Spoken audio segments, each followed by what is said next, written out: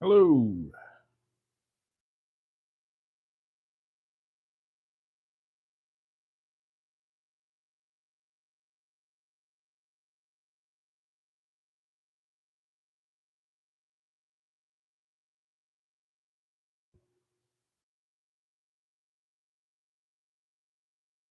Good morning or good afternoon or good evening, as the case may be.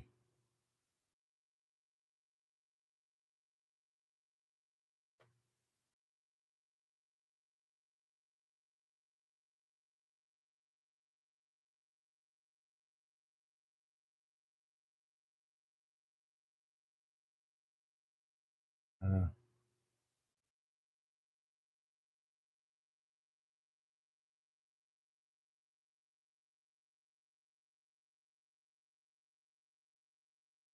hey, Mr. Wilson.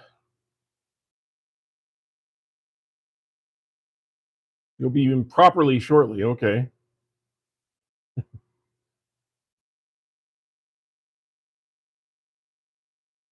Hola, Roger. Buenas tardes.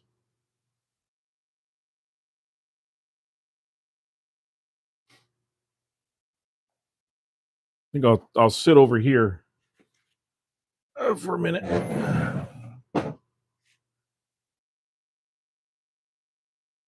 Uruguay.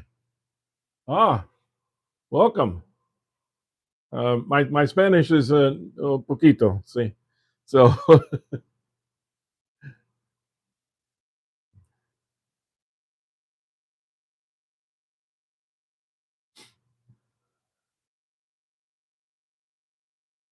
wait for a few more people to get in here. Looks like we got 6 or 7 people coming in now. So good. As you come in, please say hi and hit the like button, please. I appreciate y'all coming in this afternoon.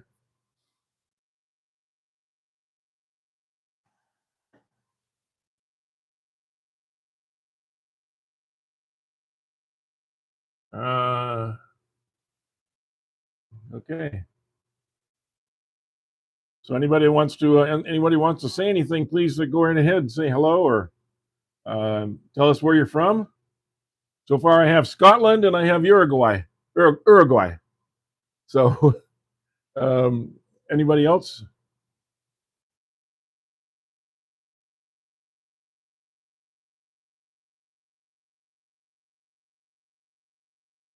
You're an artisan.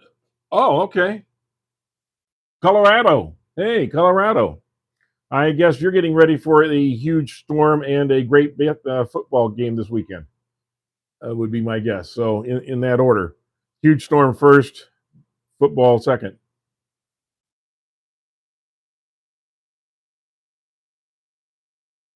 So we got an artiste from Uruguay. We have Michael Wilson from Scotland, who's running errands while listening to us. I guess he'll be joining us a little bit later after he's done with his chores. Um, what do you do in Colorado? Are you just are you done for the day? Are you retired? Are you uh, watching something while you're at work? This is Daniel, right? Danielle.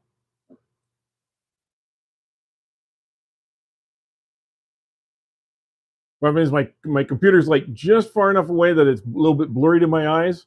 But if I sit up closer, then I'm not in the screen, so it's kind of like I can't win. So anyway, well, we got some people in here, so let me adjust the camera picture just a little bit. Pull it back over this way, and you'll see this is what we've got on the docket today. I've got 3 odd pieces of wood here. 2 of these are from an oak burl that was very very old. This is probably, I don't know, a 400 or 500-year-old. Let me say, probably a 300-year-old tree. Olives have been in this area for quite a long time, and these were a couple of the cutoff pieces. And then there's this piece here that is of juniper. And I thought we'd kind of explore today, what do you do when you have cutoffs, little pieces that you can't normally figure out what to do with. No English. Oh, that's okay. I'll try to do as best I can. Okay, we'll work together. I'll show you what I'm doing. Okay. So first of all, for any of you that watch regularly, I did get my fixed my tool that I needed from Laguna. It is this banjo here. The other one I had, and I had fixed up to work temporarily. This is what I was doing to fix that up, and it worked pretty good actually. Not that I would recommend this for anybody outside myself, but this is what I was using. But this is what it's supposed to look like. And so far, it's working pretty well. It took them 15 days to get here. 15 days. So that's a long time. But anyway, it got here, and it seems to be working. And I've already got it dirty enough that it doesn't look like a new part. And believe it or not, it was shiny a few days ago. Okay. No, yeah, turning is a universal language. You're right. So, so I thought we'd do these a couple different ways.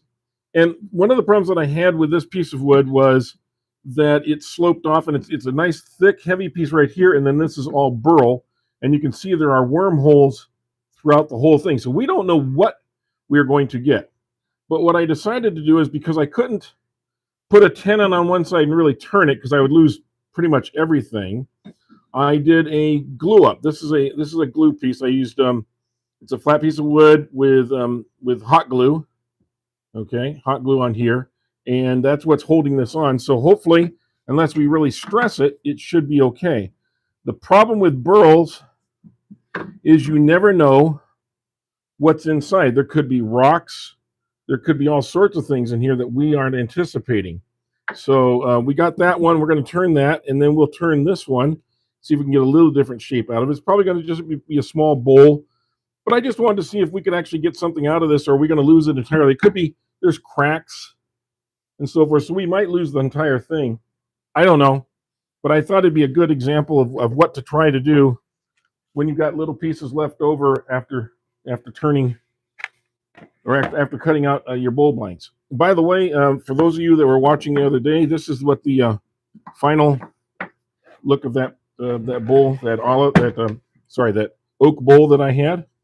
That's what it turned out to be. I think that's real. I love the inside there. And then this one, I went ahead and stained the top to give it a little bit more, but I like the design of it. It's a nice little bowl. We used for a candy dish or change or whatever. But anyway, so I thought I'd show you what those look like. And I'm waiting for it to get a little warmer here because I can't get the finish to dry completely because it's been so foggy and the air is so wet for the last 2 weeks that I'm having trouble getting anything to dry. So I'm going to put my headset on here.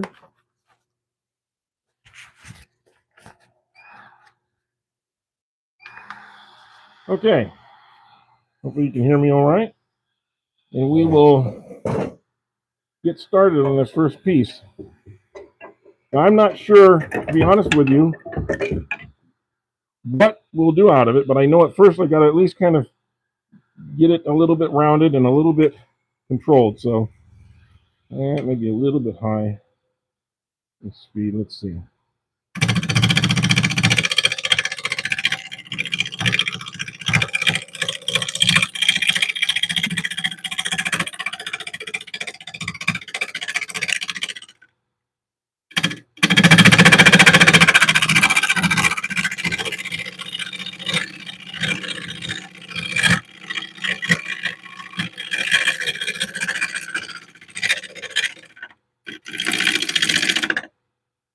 Okay. So see if I'm finding anything in particular. I want to get it a little more rounded if I can.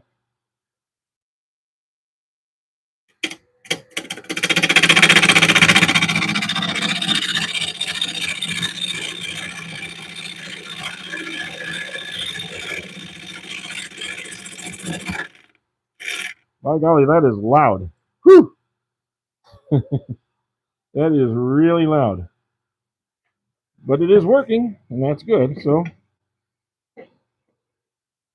I'll take it in just a little bit more and get my shape going on here.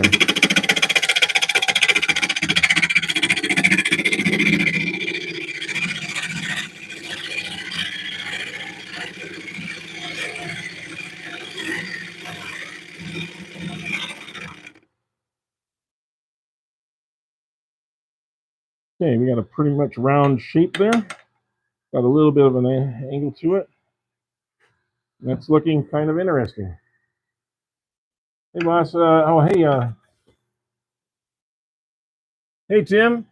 Nice to have you in here. Glad you can make it. And Tim, you are one of my moderators, remember? So if you need to moderate, go right ahead and moderate. I appreciate you being in here. So we got the outside kind of done up, and as I said, you never know what you're going to run into. I mean, you never know what you're going to run into when you do these, because burls tend to have a lot of things in them: screws, bolts, nuts, rocks, lots of So you never quite know what you're going to encounter. Let's kind of go out here a little bit.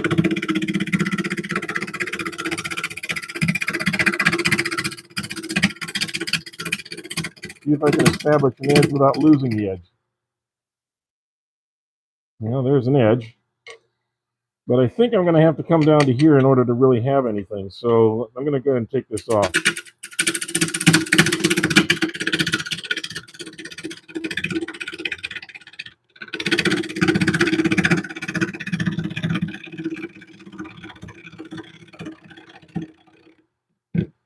Okay. So now we're getting a little bit more of a thing. This crack right here is what's got me worried. And I think, just from a safety sake, I'm going to try and put a little bit of some thin CA glue down in there, just to kind of reinforce that a little bit before we go any further. Because I have a feeling that if I hit that just wrong, whole side of that thing is going to come off. So I want to reinforce it. The crack comes all the way down into here, right into there. Wow. I want to make sure that's helped as much as I can. So while I had everything off and I was redoing I went ahead and did some maintenance to my lathe. It was a good time to do it. I took a little emery cloth to my rests here so it rides nice and smoothly. I redid the bed here a little bit so that it was nice and smooth and slick again. You know, it never hurts to do a little maintenance to your tools, especially when you have a little downtime anyway. Make use of the time.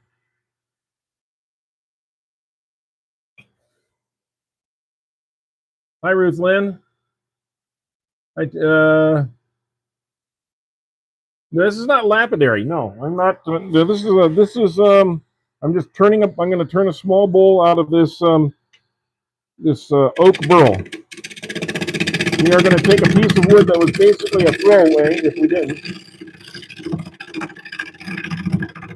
Most often, this chuck would be thrown away as not being able to be turned.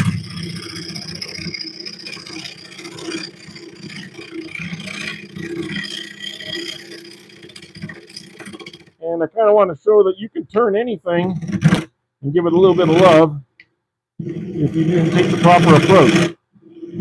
So that's kind of what I'm doing here.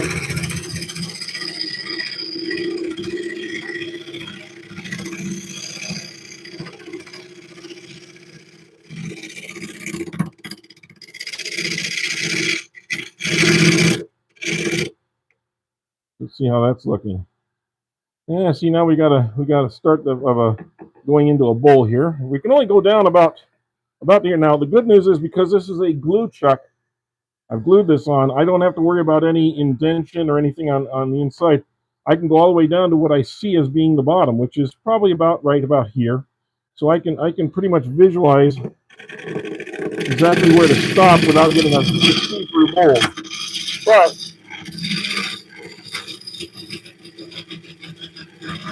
because this is a Burl, and the Burl has a lot of natural holes to it, I have to be respectful of the fact that it may not be much material down on the bottom.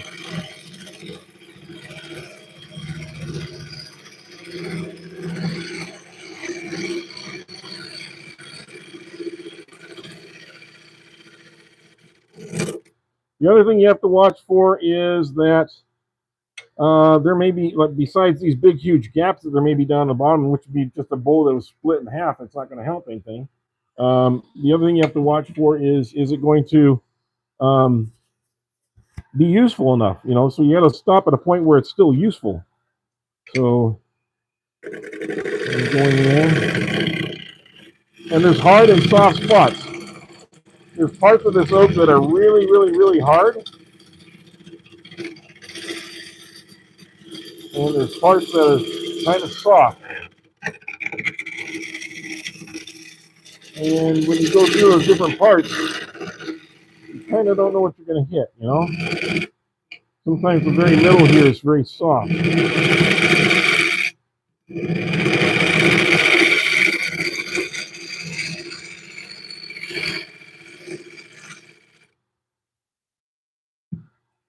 So you can kind of see in there a little bit. I'll bring you a little bit closer with the picture here.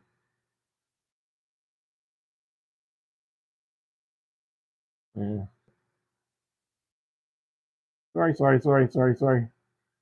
Hope we're still going here. Okay. Sorry about that, guys.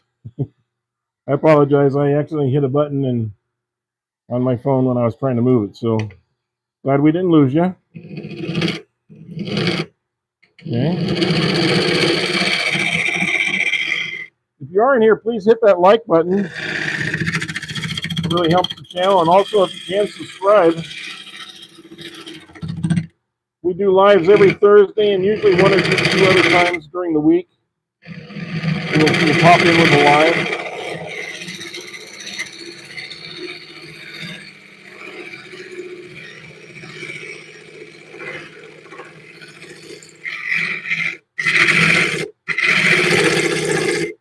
And I have about 220 videos on here. A lot of them are instructional videos, short and long versions. So, you know, take a look at those also.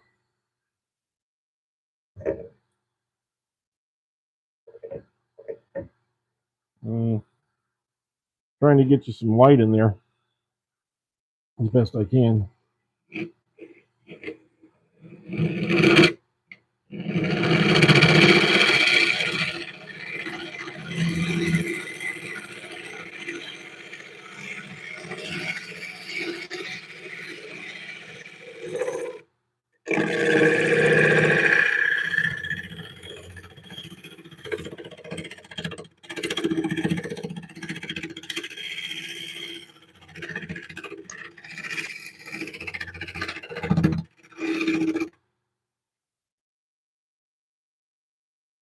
Now, I'm going to come up here and clean up this top just a little bit.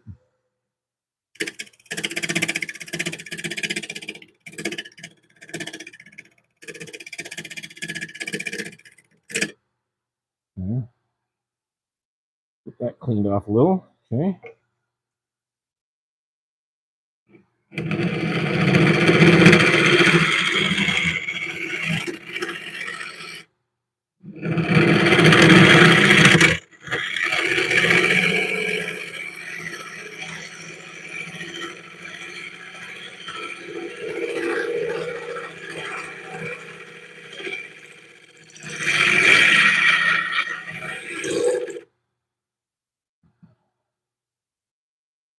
Okay.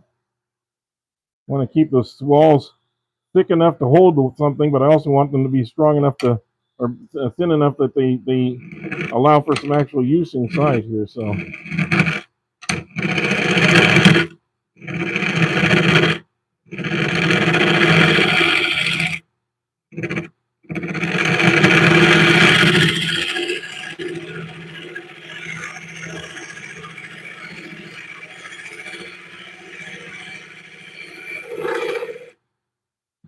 Okay.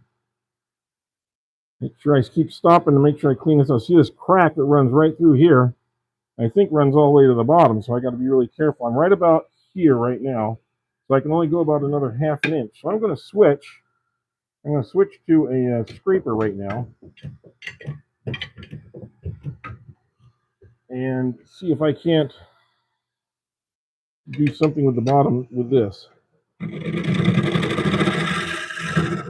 it a little smoothed out.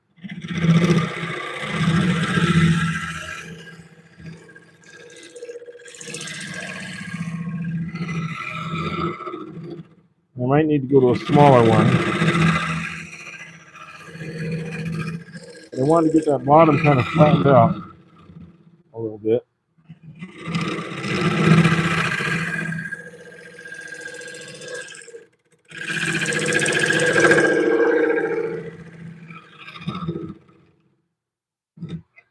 Okay, let's see how that did.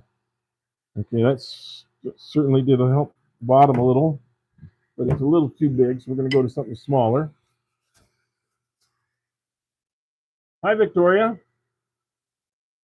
Please hit the like button. Thank you, Tim. Hit the like button, subscribe, please, if you can. We're on our way to 5,000 subscribers.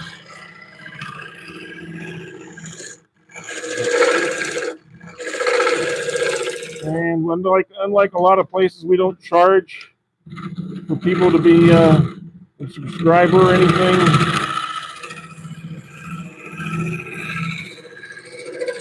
I'm not selling you any merchandise. I'm just kind of passing along some information to kind of teach people how to maybe better turn or get a little bit more out of the fun of turning. That is just really not, it's getting really hard down in here. So, let's see. See if I can use this. I don't know if I can.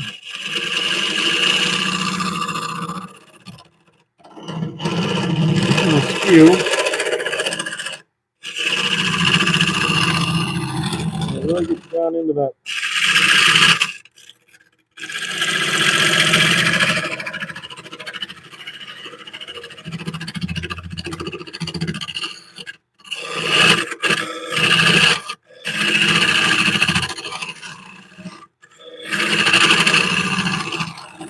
I want to get a little bit square on that corner down there. With a skew, you have to make sure you're using just the one edge. You can't use the whole thing you can catch. You want to be really careful as you go in. Yeah. Okay, that got that out of there. Good. Okay. Now, maybe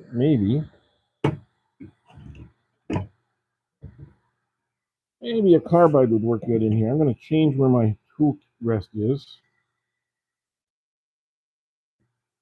I can get in there a little bit closer. See if I'm just about at the middle. Yep. That's about right.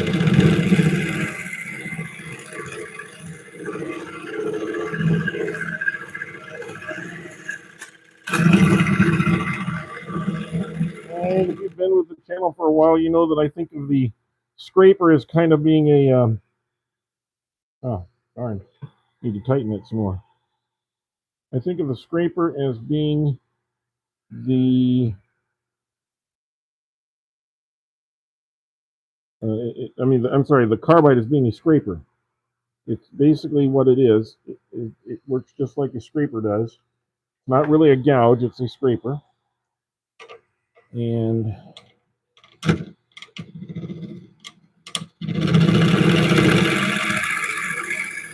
can be very aggressive if you're not careful.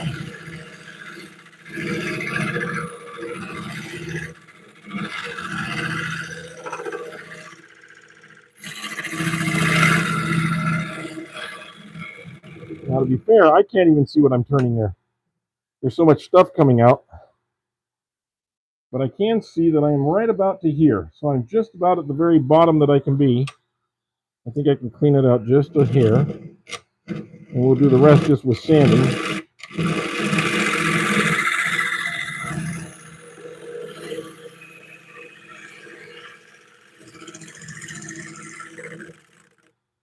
Okay. Keep the sides clean. Down in there. Now remember, all this on the back here is this is just the glue the glue grip. Actually, the bowl actually ends right here. So I am at I am right about here. So we will clean that out. I'll try and see if I can. Oops.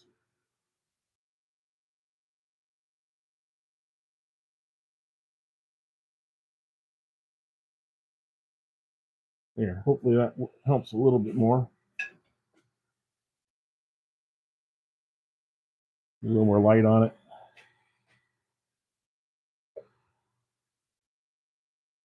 All right. So we will sand this down inside and out.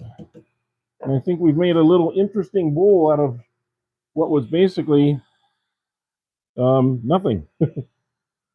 It honestly would have probably been thrown away in most cases. And it's going to have a little brother. Let me turn this on.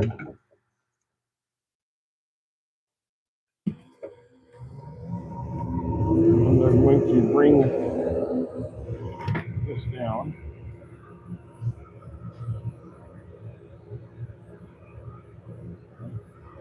You can kind of see what I'm doing here.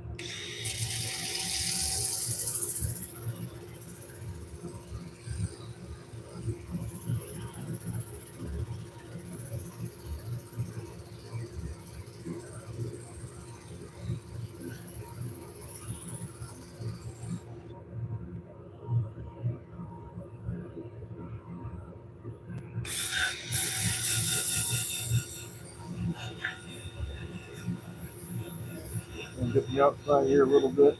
The nice thing about something like this is that if there's so many imperfections, there's not a whole lot you need to do to it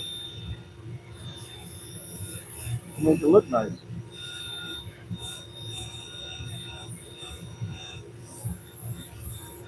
Surprisingly, when you go to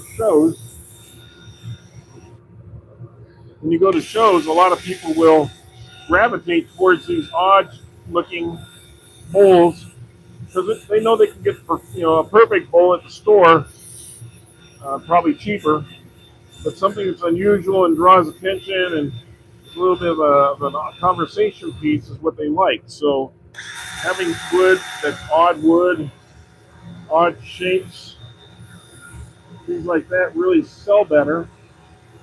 And because this has some really interesting swirls in the wood, when you get the finish on here and everything, you're going to see what I mean. It really does make a difference in the look and feel of the wood. I think it's enough on the outside. Let's kind of get this area.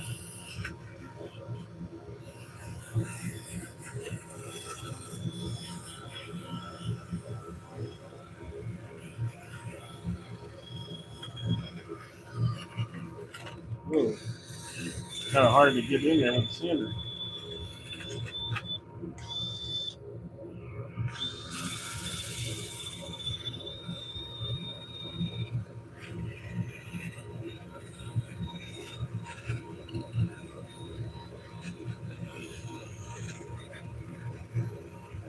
There's so many nooks and crannies that want to grab the sander.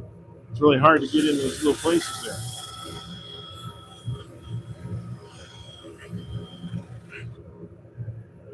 There we go. We'll probably go at least one more grit here, and then we'll put a finish on that and see what it looks like. So stick around. This won't take long. Please, those of you that are on there, have this little tiny bit of patience, and we will get that going.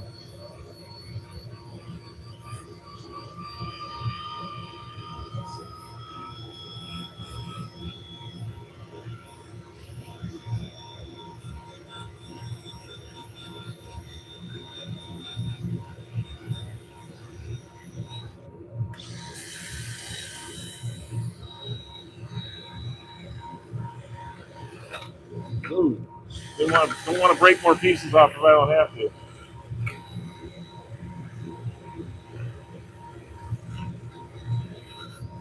Sanding can be dangerous sometimes.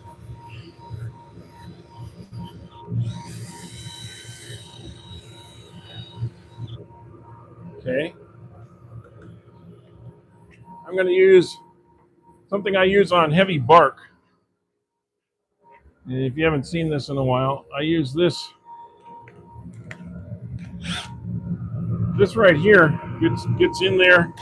It doesn't harm the bark, but it cleans it out. It contours with the edges.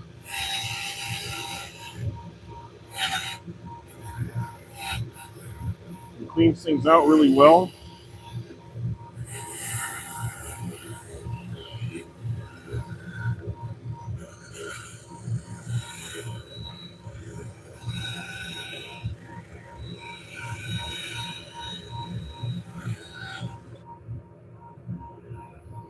And it's the equivalent of about 320 sandpaper. So it really does help get a lot of that clean. If you have heavy bark, these are really great.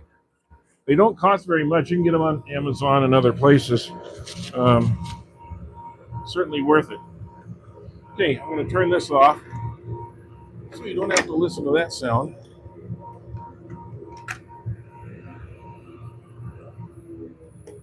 There we go. All right, so we got that. Now let's put a little finish on there, and we'll take that off and kind of show you what it looks like when you clean it all up like this. It's going to take a little bit of brushing to get in all those holes, those wormholes. There were some pretty active worms in here at one time. Plus just the wood itself kind of bubbling and churning and changing over the years. And this burl was about a 40 or 50 pound burl. I bought two of them at an auction and brought them home. And it took me a long time to get to the first one. I got some beautiful bowls. I sold every single bowl that I made out of the first burl, and I still got one burl to go. So I got about a 40 or 50 pound burl. Still got to cut up at some point and turn those pieces. But I got 50 blanks sitting back here right now of wood, so I'm not in a big hurry to get that going.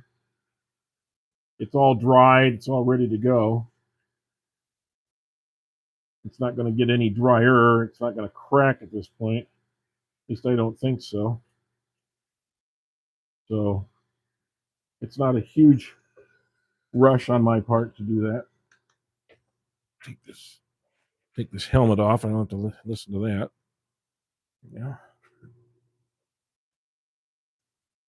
I can get my head in there a little better to see what I'm brushing here. Okay. What do you think of this now, guys? Now that it's not the finish on it. The black in there really comes out against the wood color when you do this.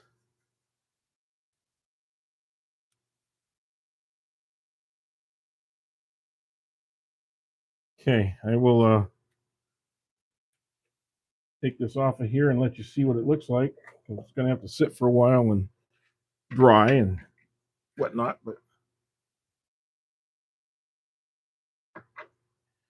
so there it is. this out of the way. Hopefully you can see inside.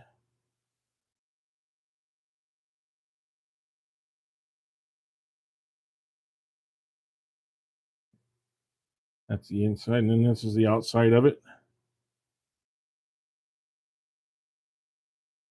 And of course, when this dries, it will not dry as shiny as it is right now.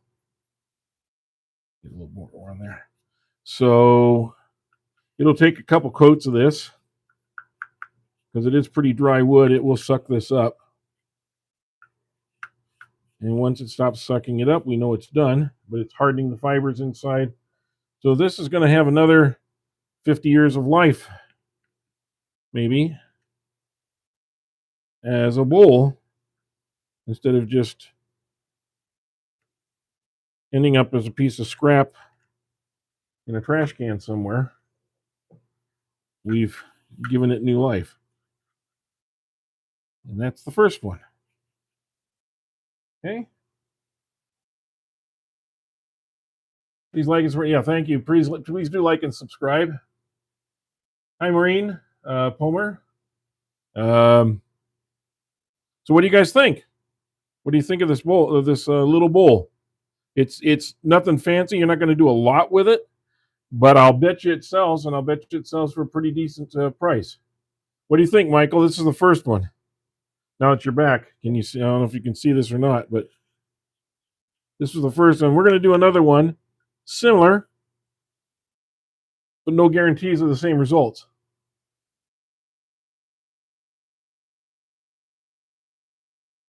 $115 people in here, and only I'd like to see some more likes. That would be nice. I'd appreciate it.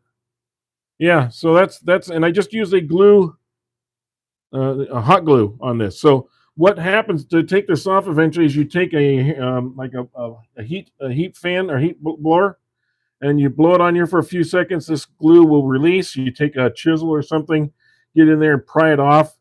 You are going to have to remove all of the glue that's stuck on the bottom, and then take a palm sander or something like that to sand out the bottom nice and fresh. Put some more finish on the bottom, and you're done. So there are a few more steps to this, but I wanted you to see the turning part because that's the most important step. I can always see dry spots. And the reason I'm looking at this, I'm seeing dry spots even as we speak, where it's going to suck in all of the oils. This is tung oil. It's going to suck in all that tung oil, and it's going to need more. So I will set this one aside. Okay. And well, since we were doing that one, let's do the bigger one. This is the bigger brother of that little one. Not much bigger, but a little more solid in places, but also a great big crack that runs right down here. And so it's very possible this whole thing would just split apart. So yeah, I'm always taking a little bit of danger into the process as we speak. But let's see if we can do this one as well as we did the last one. That would be a nice thing. Okay. Try this, get my helmet on here, and we'll go to the next one. By the way, a little bit later on, one of my really good friends in the turning world, the Whacking Shack, is going to be doing a live. He's going live at about, I think, in about 3.5 hours from now. So when we're done here, I would invite you to go over and check out the Whacking Shack this evening. He always does a lot of really fun and kind of sketchy stuff.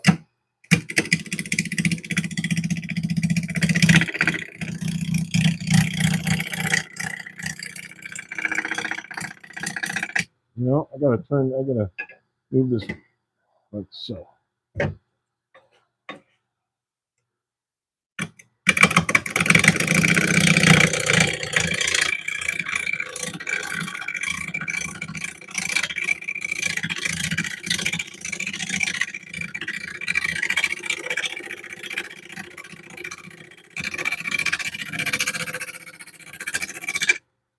There we go. Whew. Well, that sent a few things flying. And now I can come in here. I'm going to raise this up just a little bit, up to about there.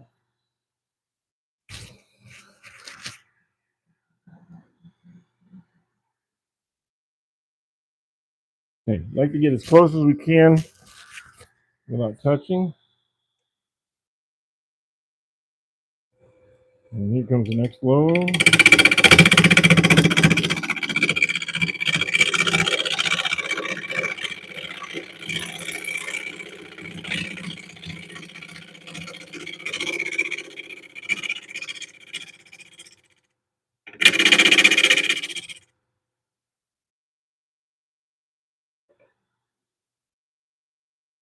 Okay. And I probably have to go in a little bit more. I'm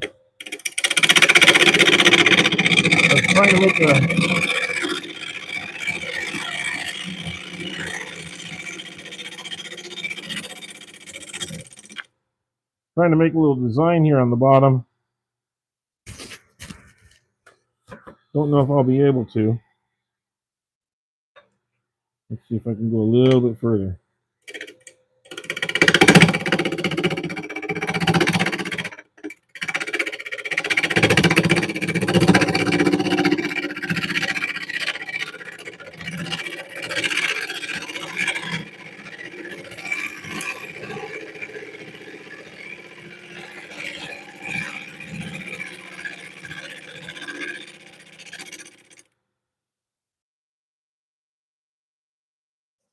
So I can get it rounded up here.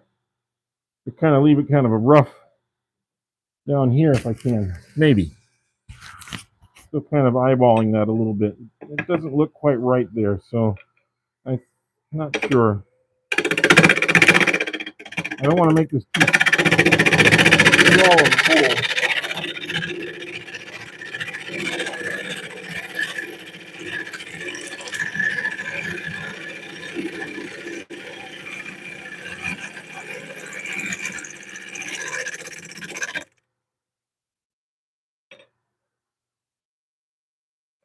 Okay, so now we're pretty round all the way around. Okay.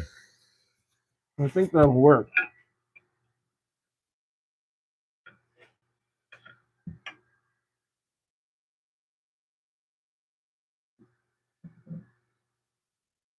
Yeah, I know you're going to have to grab dinner, Michael. But yeah, I just got noticed a little while ago that Mike was going to be doing a live. I don't know if he actually put up any notification yet or not because I didn't see one myself. But I'm just kind of letting you know he's planning. He wants to do something before the big storms hit in the Midwest there and knock out power and everything else for the next few days because we're looking at some really bad weather in the Midwest. I don't know if we still have anybody here from the Midwest, but if you are, you can want to bring us an update of what you're expecting. I know some areas were saying that they're going to get 12 inches of snow on top of some ice they already have. So the Midwest and Eastern parts are looking at some really rough weather the next few days.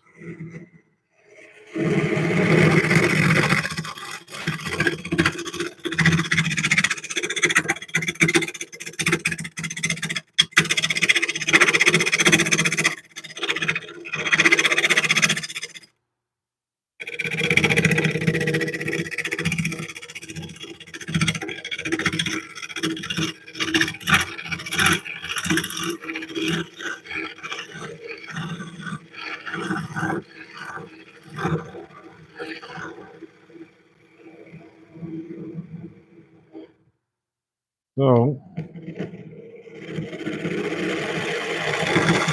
you notice I kind of work inside out and outside in on this because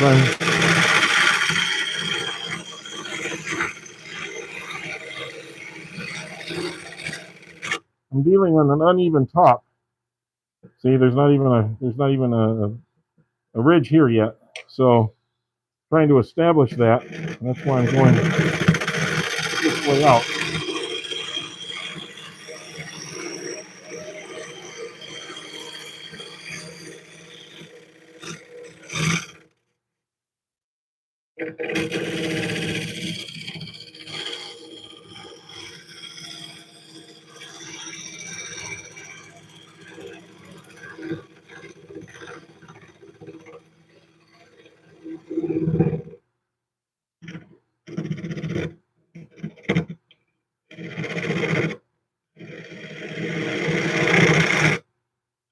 As you can see, for the most part, and I don't want to jinx it,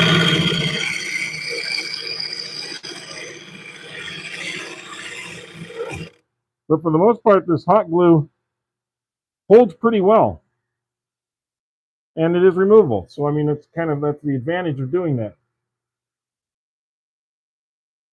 12 inches. Okay. Oh, Mike, you're in here. Good. Hi, Mike. This is Mike DeWalter. He's going to be having a live later on. And it looks like Boondocks just went live also, just in case anybody's interested.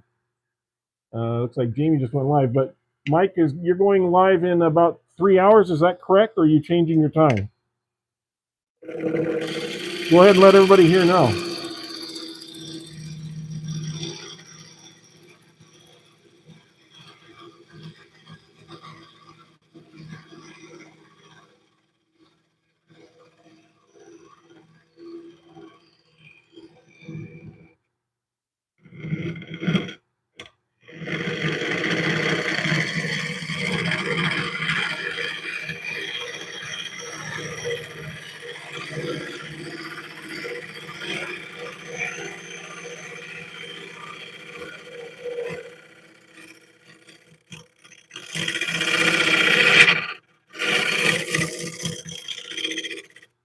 I'm just the lead-in show today, guys. So 6 p.m. Eastern. So that's 4 o'clock.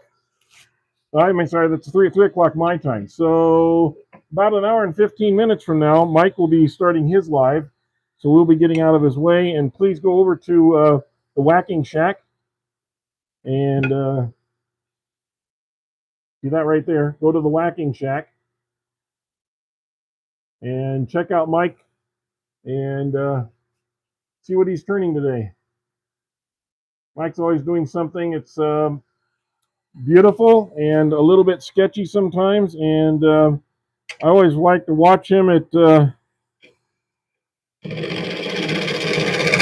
it's kind of like...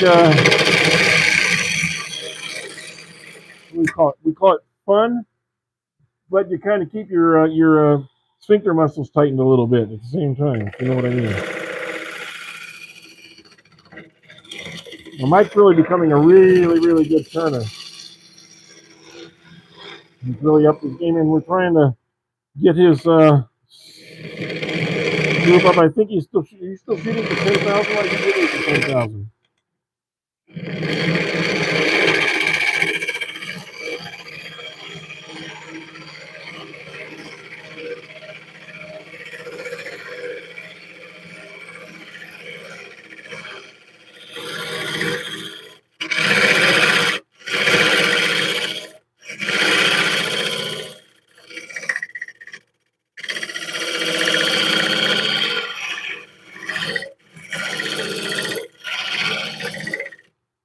I'm trying to do a little bit of an angled in motion on the inside here, so that it's got a lot of base to it. We are about here right now. So we only have about another less than half an inch or so to go, and we'll be done with this one. So I want to be really careful here.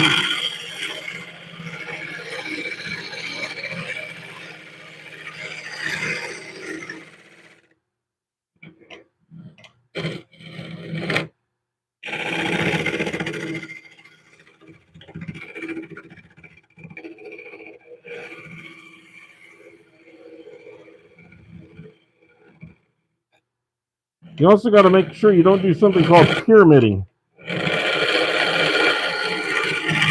There's a tendency to do what they call pyramiding, which is you start off here and you start getting deeper as you go towards the outside, so you end up with a hump in the middle. You don't want a pyramid. You want to try and make sure that you are kind of running as smooth across as you can. So keep an eye on the opposite side of the turn, so you can kind of regulate how deep you're going.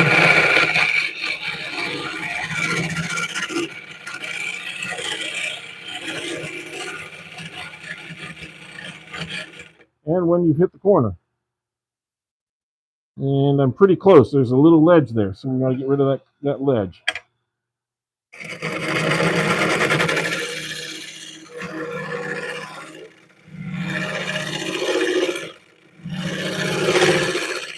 I'm just running this almost completely parallel.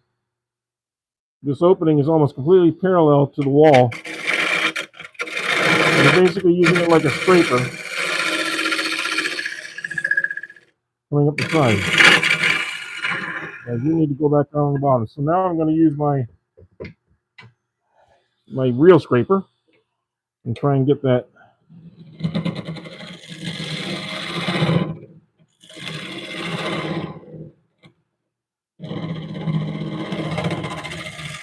just flatten on the bottom. Best I can.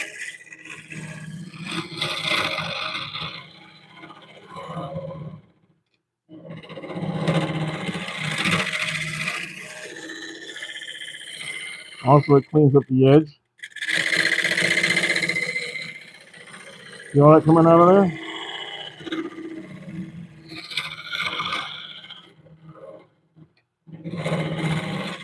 What a good sharpened scraper will do for you. You can also use a skew. Okay, I feel like I'm right about here. I'm just about at the right depth. I think I just want to, well, let me go in there with my skew. Now this is my curved skew, just so you can see that. And that can go right into that corner there. But I got to be really careful with it, because I cannot see what I'm doing, so I have to do it all by feel.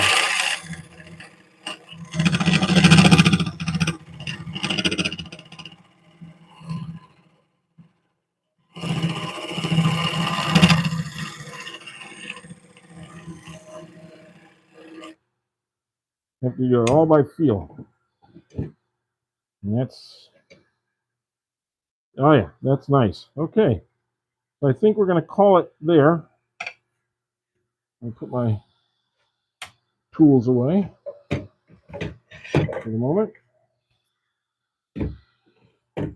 After the oak that I was doing the other day, I had to go back and sharpen almost all of my tools because there was so much damage done to those tools with the hard oak. I had to sharpen several times.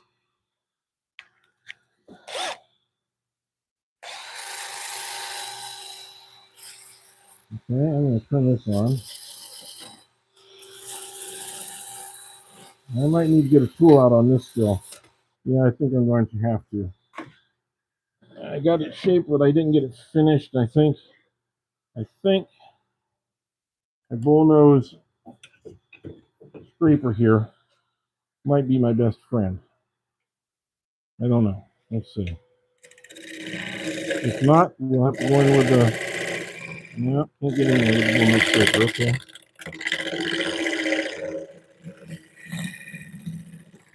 Nope, that's not going to get in there. All right. Well, time for the skew.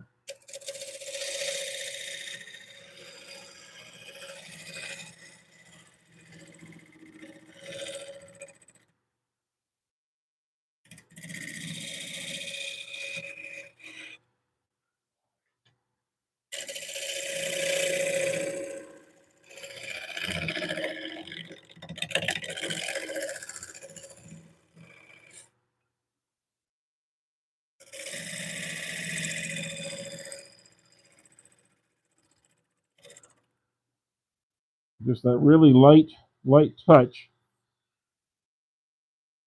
I think that helps. And I think I'm going to have to take a little of this off.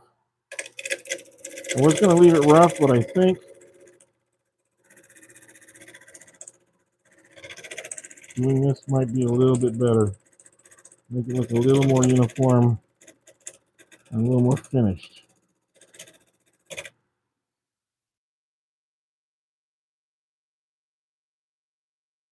Yeah, not quite so many pieces just sticking out there. And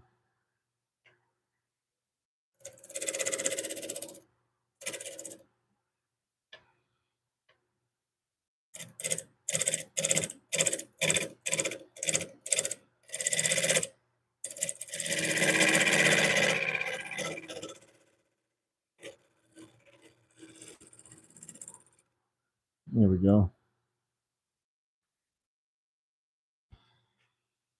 I think that looks a little more uniform, a little better. I'll make a nicer footprint. So, okay, good. Now, let's see. We got to get in there with the sander.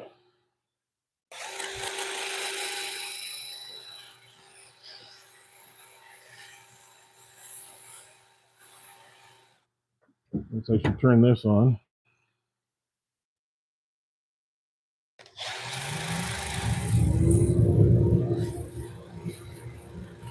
I'm going to smooth those over a little bit.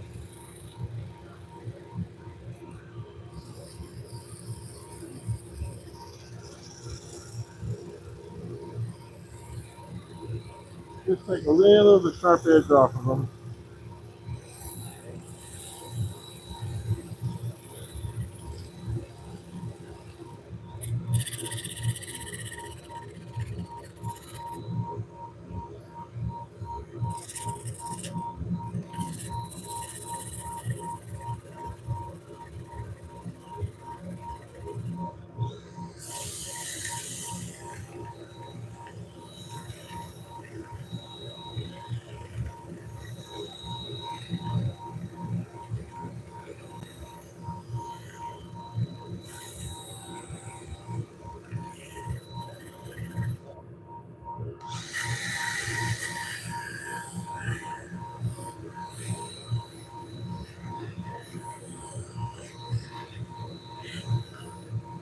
I'm going to get some more there.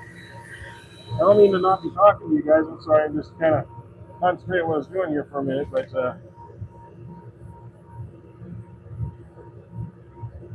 let's see. You manipulate the spring sinker? Yeah, you do, Mike. Yeah. Hi, Crystal. Hey, homeless. Hi, Ollie. Good to have all of you in here today. Please let us know where you're watching from. We've had Uruguay, and we've had Scotland, and we've had Colorado. Where are the rest of you guys from?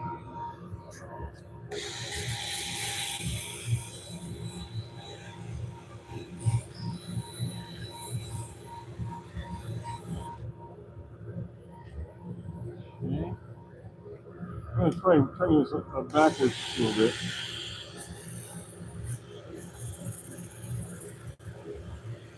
Reverse.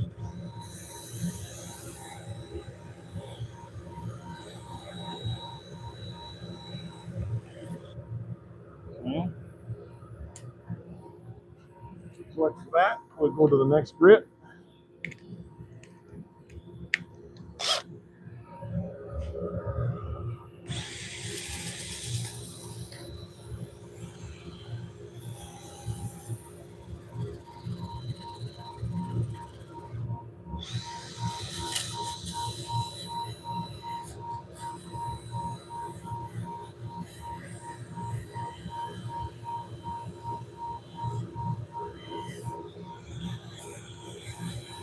Oh yeah, we're trying to get some of that figuring that you see. This burl, this oak burl. That's what people really like to see. And when this gets finished on it, you're really going to see it pop. I can tell already.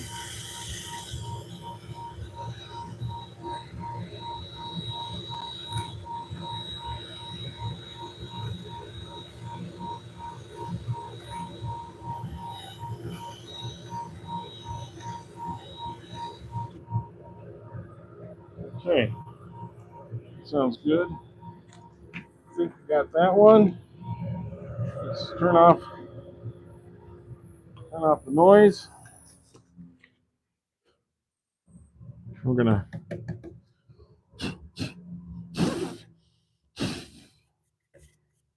get some of that dust out of there. See what we can do here, okay? We'll put a little bit of this tung oil on here. And it's really gonna need a soaking.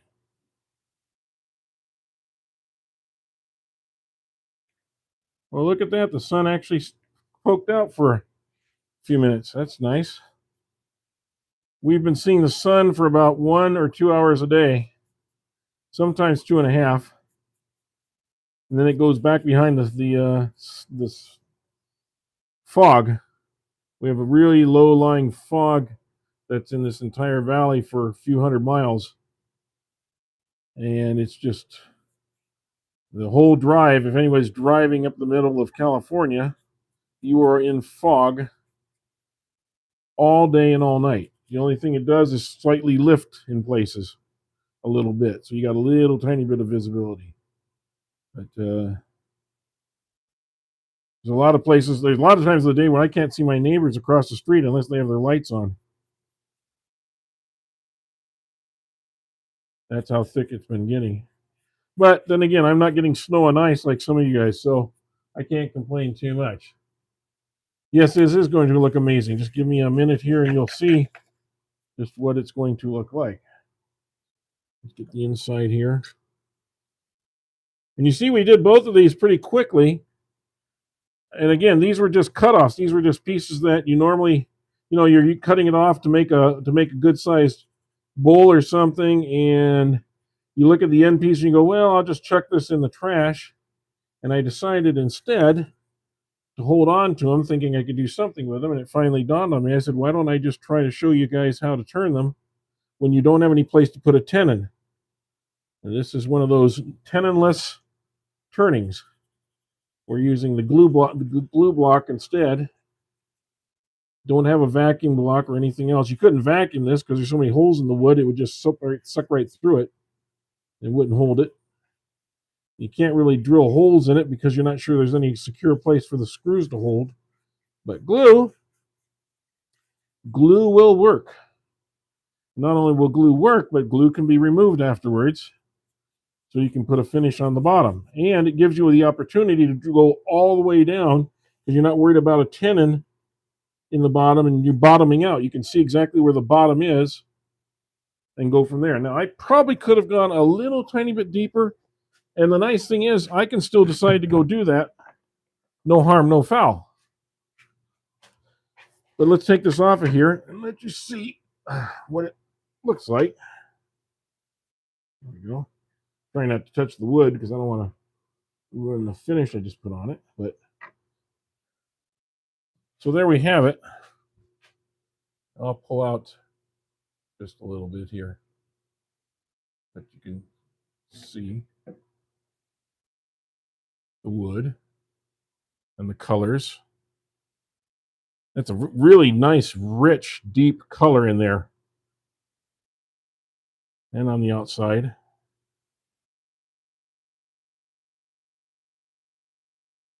So I think that's going to make a nice little bowl. And when I put that with the other one that I did earlier,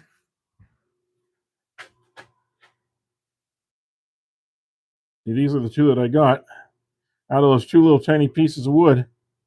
This one has a little flare on the bottom. This one's a little taller. You can see them side by side. They could be candle holders. You can put looks like about 2 or 2.5 inch candles in there. But I think they look pretty good, and that's not bad for something that, like I said, would mostly be scrap. I'm going to go ahead and wipe the finish off of this first one because it's been sitting on there for 45 minutes or something like that. And I think it's about time to be wiped off. So that's what it looks like in a non-gloss state. Okay. That's non-glossy now. It's just kind of a nice satin finish to it and the inside. And I think these will both be really nice. I might try to sell them as a pair. Maybe so. I don't know. What do you think? Should I sell them as a pair or individually?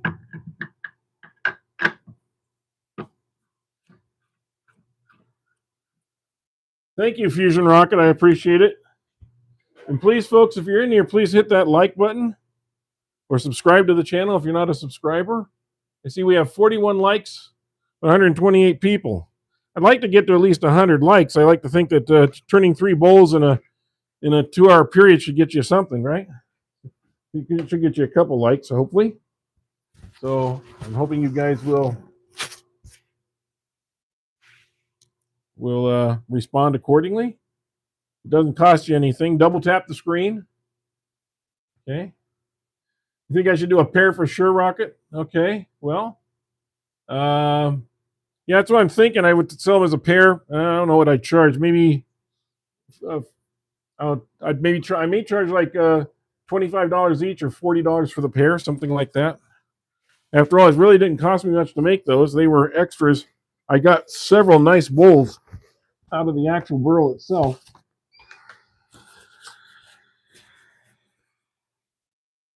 Okay, now this is a Juniper, completely different wood. It's going to be a lot harder, and it's going to be more of a challenge, obviously. Okay, I think I'm going to. This has done 2 bowls. I think it's time to sharpen this, but these are M2 steel, so they hold an edge a long time. And I'm going to turn it this way and pull it back for you. But these hold an edge for a good long time. It's good hard steel. It's better than just high speed steel. You pay for it, but it is kind of worth it. Okay, I've already got this set for my angle. I'm going to turn this on.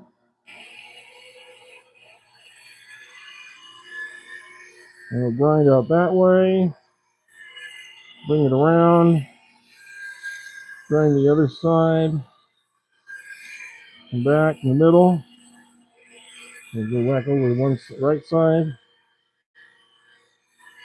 Get the wing. Left side, get all the way over to the wing. Back to the middle.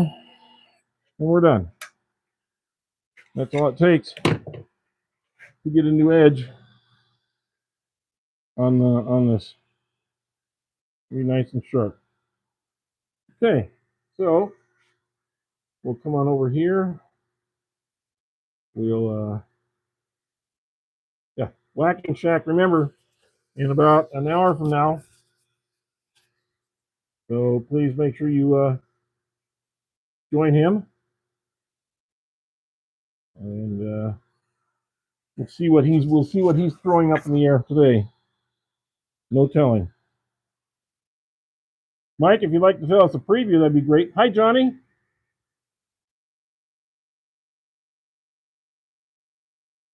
You know, this one is on a regular faceplate.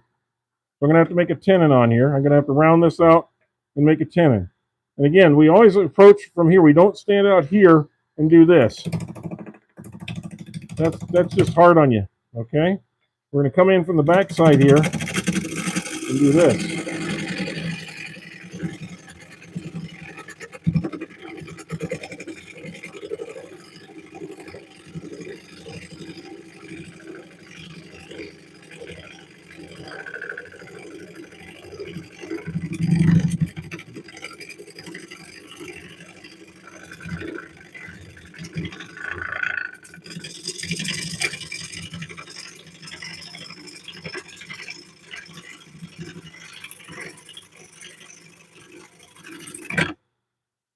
There.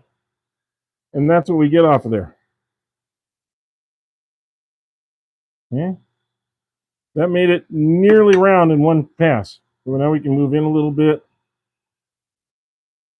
and do that again. Okay? We'll get this round.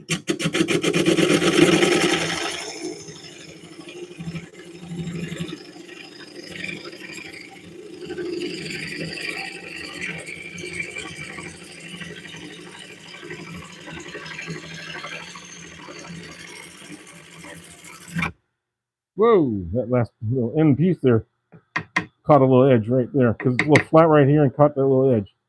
Let me try and finish that off. Okay. So now I'm around most of the way. I've got a little flat spot here, and I see some cracks, and I've got a pith area. So before we go any further, I'm going to go ahead and treat that pith with a little bit of thin glue and a little accelerant first. Okay. I want to make sure that that is not going to be a problem when we get inside. And I still have some room to take some off here so that you won't be able to see the effects of the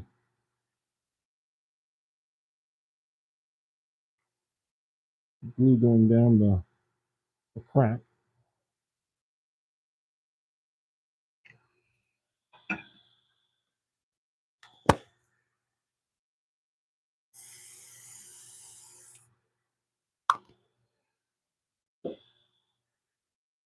Okay. I'll put a little bit more on there. And that's just for my own security as much as anything else. We got some here, and we got another one right here. There's some real stress cracks going on in here. If we, as we turn, we actually remove some of the stress, or actually increase the stress in some ways. If it's twisting, we actually increase the stress and can cause more cracking.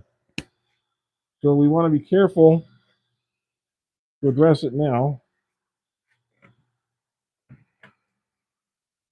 And I'm going to go back over this with just a little bit of wood glue too, just in the spots. And I'll rub those in. It's not going to hide anything. It's not really going to protect everything. But a little bit of that glue will get down in there for later. So put that in there.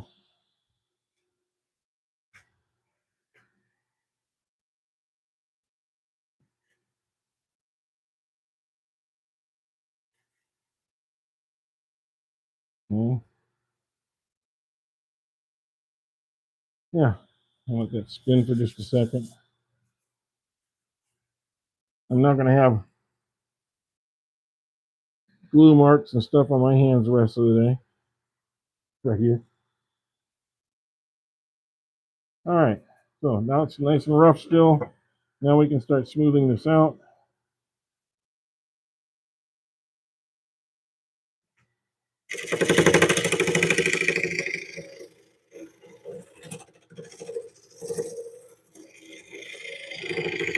Yeah, right there, that's where a flat spot is.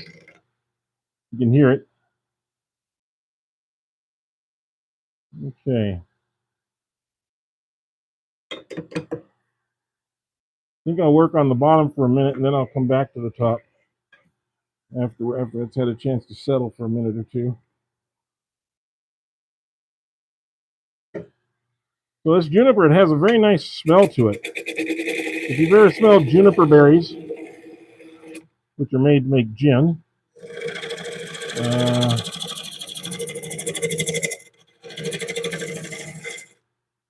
have to get my rest up just a little bit.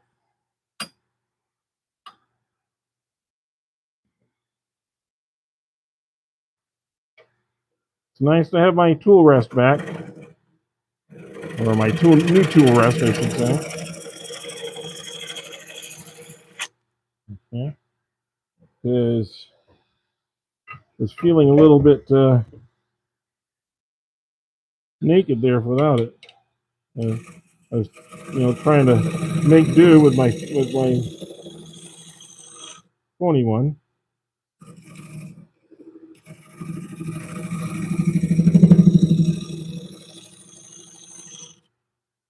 Well, that makes a nice clean cut, doesn't it? Yeah, we're nice and flat. Well, you can even feel it. The skew really makes a difference. I just sharpened these up, and boy, they are nice now. Having a nice sharpened skew really makes a difference. Yeah, it does have a pleasant aroma. It's kind of a, I don't know, well, camphor smell. It's just a very, very nice aroma. Olive is my favorite because olive smells like olive oil in your shop. It just really, really makes the whole shop smell good. So we're going to put our standard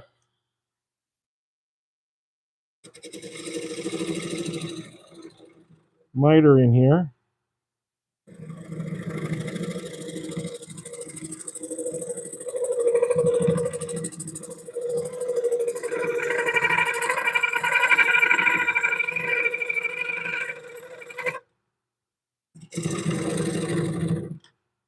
A little bit deeper than I like to make it, but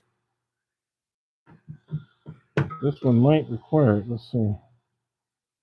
Okay, let's see how close we are. I know I'm going to have to go a little bit bigger, but not much. Okay.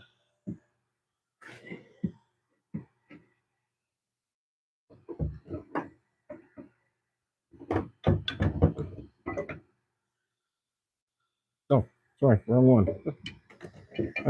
For some reason, I always grab the wrong one for this. There we go.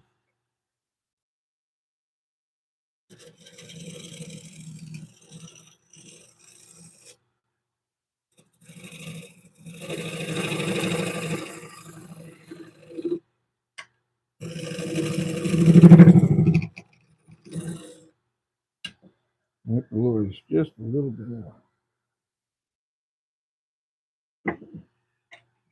Yeah.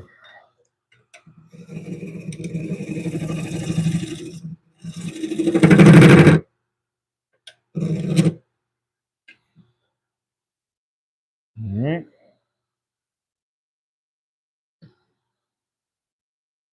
No, I am like a hair's breadth off. For some reason, my eye isn't as good today as it usually is on this.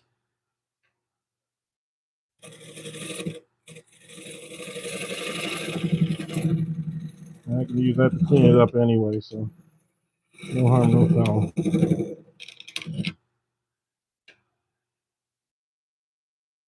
That should work now.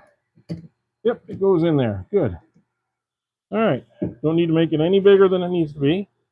Don't need to make it any thicker than it needs to be. I'll clean up the edge a little bit.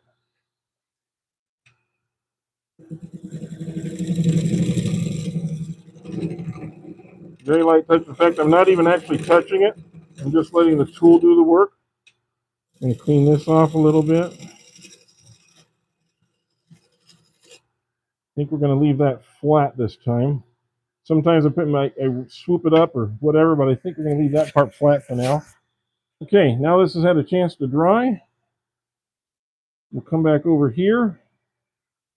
Now, we can do this a couple different ways. We can do this with the skew, and we can do it with the gouge. And I think I'll just use the gouge this time.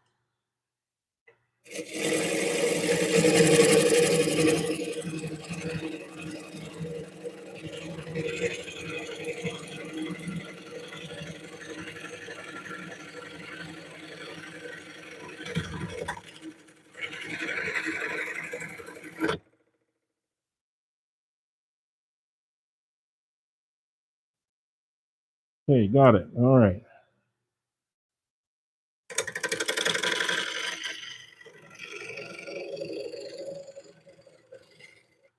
And if it's done right, that's pretty smooth to the touch already without even scraping, without even doing anything else to it. But we're going to go with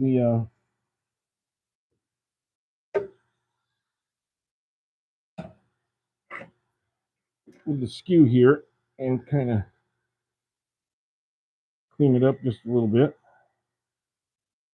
I'll show you a little trick with the skew. Always approach with the heel and then bring it down until it engages. There you are, you're engaged.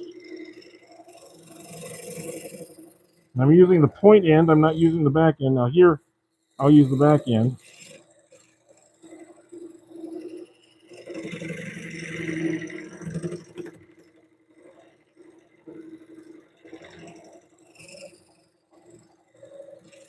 We don't want to get a catch. Either using the point end or but look at this. That's already pretty, except for this little bit of end grain here, that is all a very smooth surface. It will not take much sanding to get this ready to go on the other side. So let me get a little bit of sanding done to it. Please hit that like button. I see we got like 51 likes so far. That's less than half the number of people that are in here right now, and I know there's been a lot more people than that in here. So please, if you're watching or listening, you're being entertained, why not hit the like button too? That's not much to ask. And if you can subscribe, even better. You find out when we're having our lives. We do one every Thursday, and we usually do one or two the rest of the week. So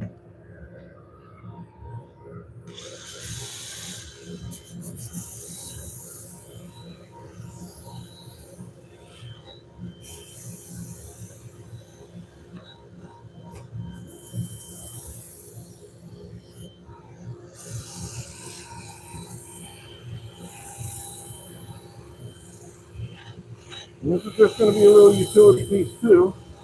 But again, this is a piece that normally I wouldn't have even bothered with, or I'd have used it as part of another project, not done it on its own.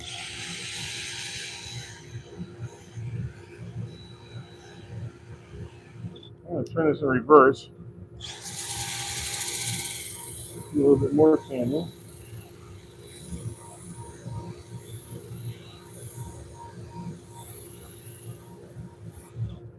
I'm going to go over this end grain. You can see those cracks are still here.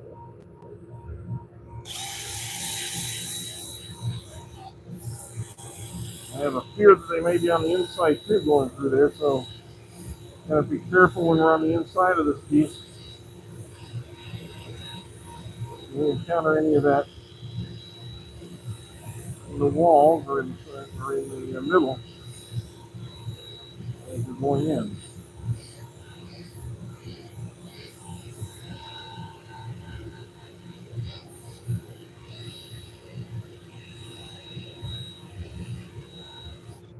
Several little rough spots here in the wood.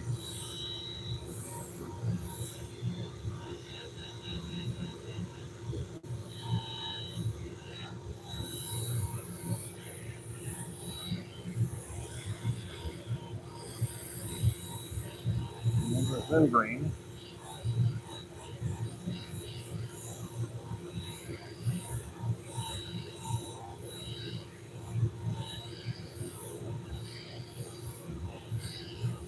You can also use these cracks though to make it kind of a, oh, I don't know, sort of a visual high point as we go through this. So I don't look at them as imperfections. I look at them as opportunities to enhance the overall look of the piece. Okay. See, we're losing a few people to the sanding procedure. I'm not turning something at the moment. But we'll hopefully get them back.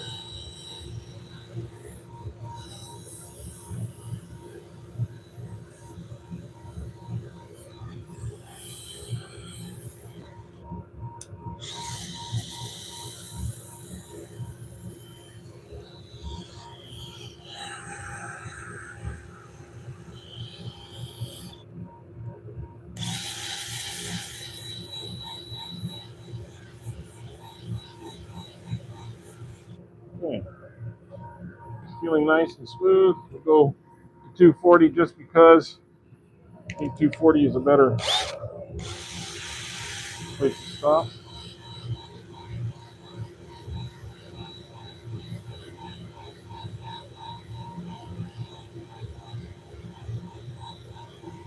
It's already starting to shine on the hard parts of the wood.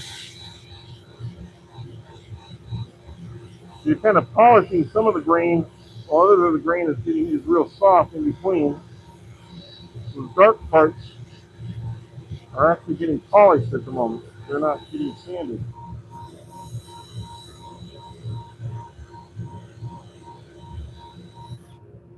Okay.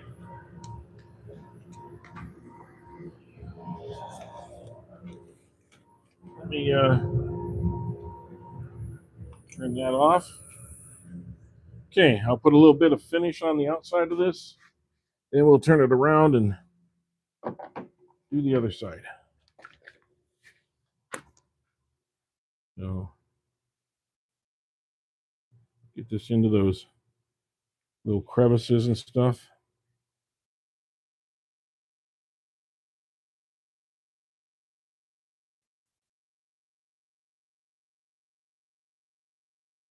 Nice thing about this tongue hose, it doesn't really, even though it's an amber color, it doesn't really change the color of the wood. It does make it look like wet wood for a minute, but that's just because it does the same thing if you put water on your wood right now, it would have the same effect. But overall, it doesn't really darken the wood much. It merely coats it and goes and sucks in as it goes.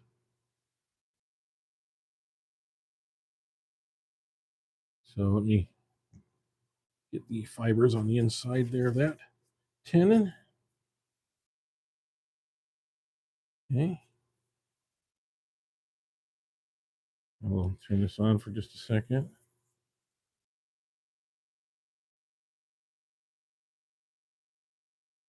Make sure that I'm getting it on there.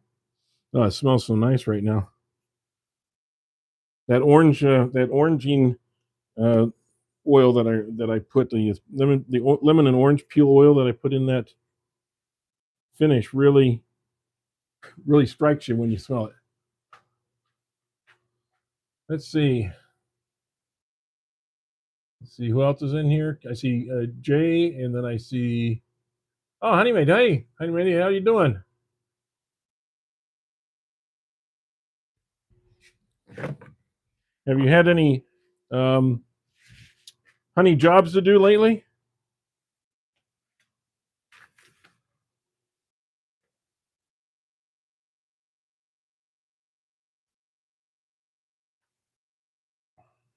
I'm going to let this soak in for just a moment before I wipe it off.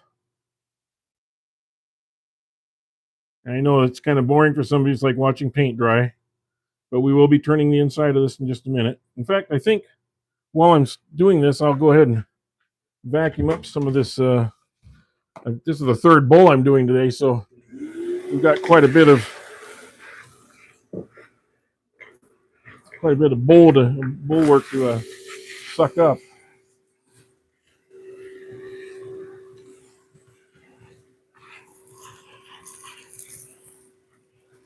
I'll keep my area a little bit cleaner.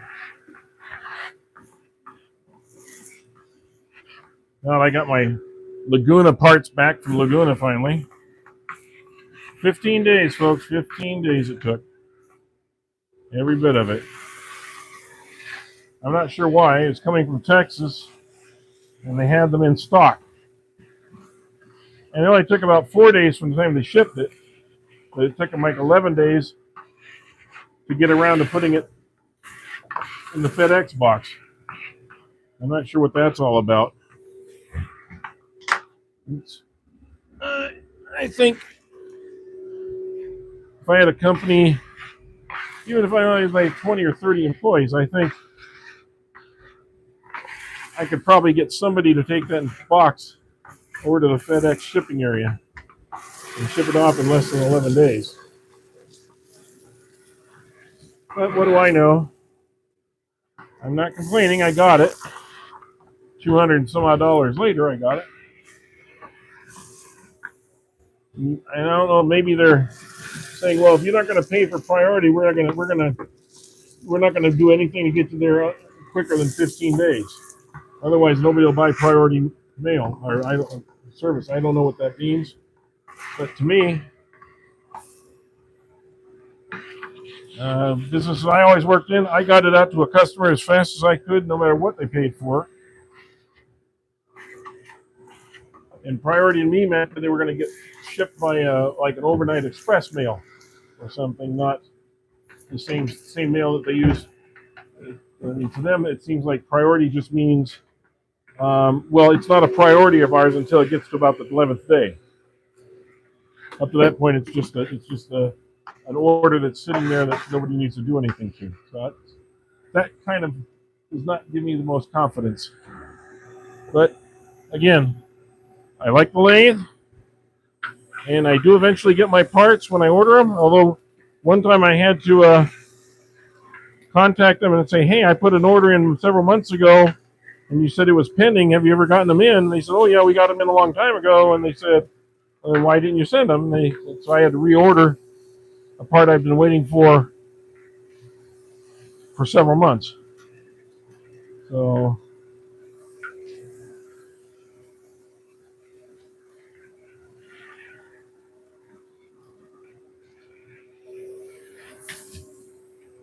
I think they could really use a couple lessons in customer service department. But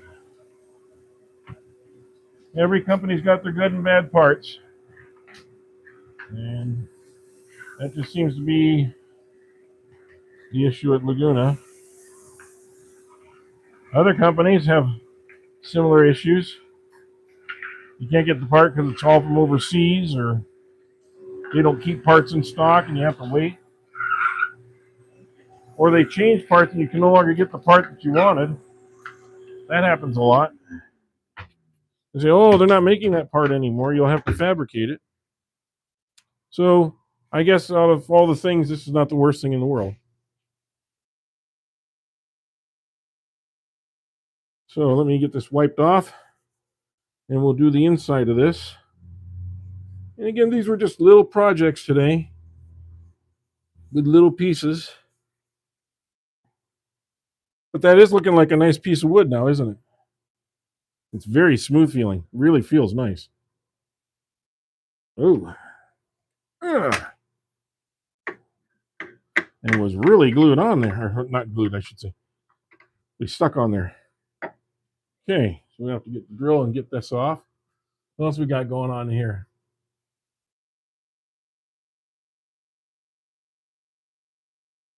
Are you leaving if I don't get on it? Well, I am getting on it. I'm turning. I'm exactly doing what I'm supposed to be doing. I was fixing the outside of the bowl, and I'm going to go into the inside of the bowl now, William. But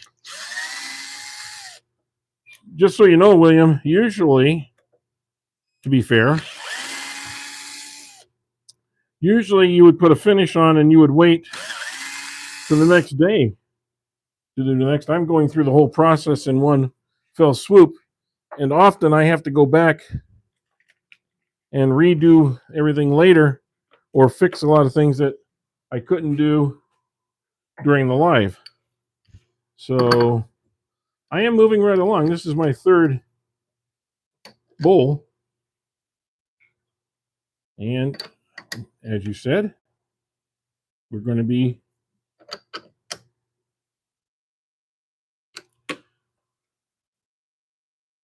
see if that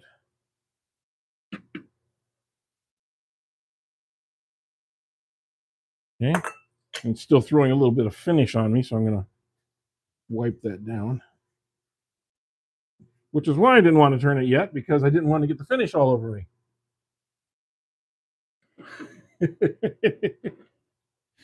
Don't pick on William. He's just an impatient person. Maybe he's a Gen Z or something, and I understand some people like they don't want to watch the sanding and all that stuff. It's just, but that's part of the process. This is all part of what you have to do. But we're not here to hate on people, so as long as you're keeping the discourse nice, that's all we care about. Hey, soldier.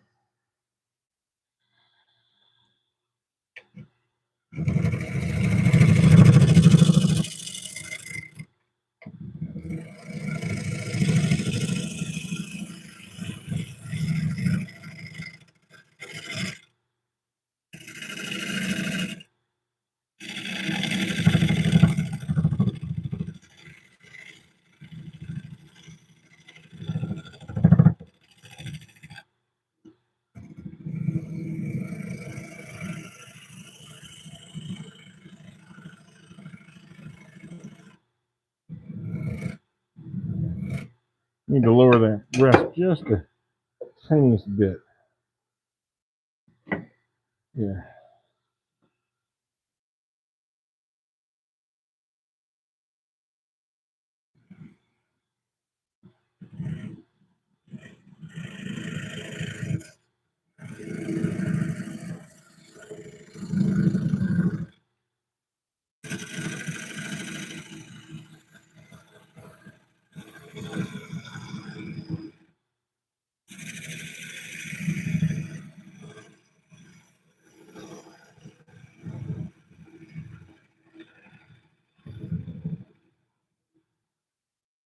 Yeah. And that right there is where the screw holes were. I was holding that in.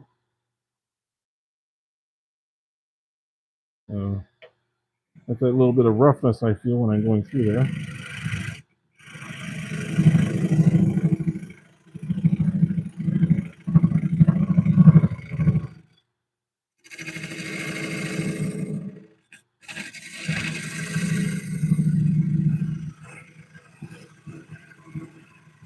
I'm guessing this is what William wanted to see.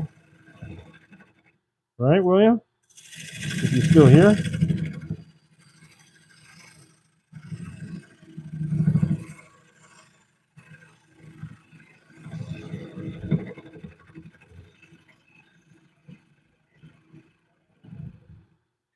Not sure if William is still here or not.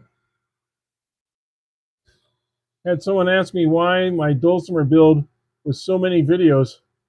I'm no concern with short attention span crowd. My publisher did. The dulcimer will eventually be a course. Wow, well that's even better.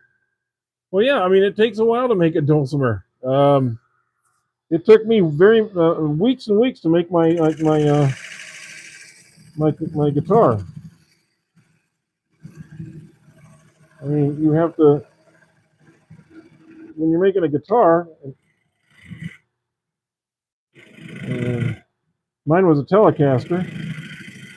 When you're making a guitar, you have to put the finish on. You have to sand things down to the right tolerances. Then you have to put a finish on or a stain on first. Then you have to rub that stain in. You have to let it sit and dry for a day or two.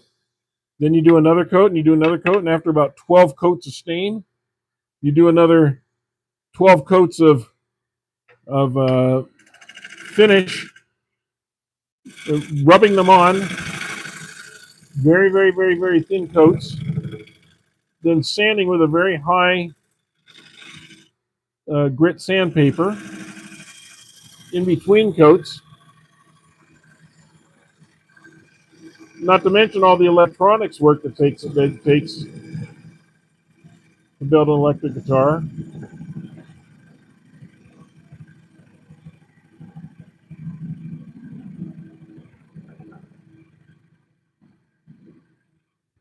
Nice.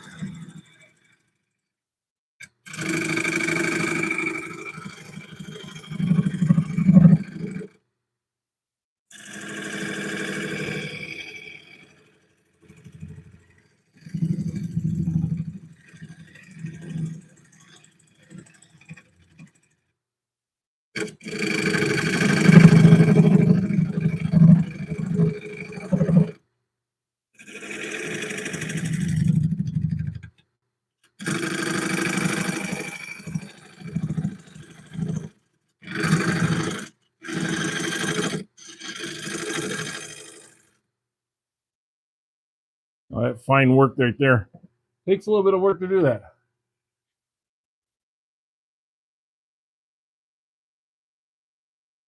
Wow, learning to play the dulcimer is pretty cool. I think that's great.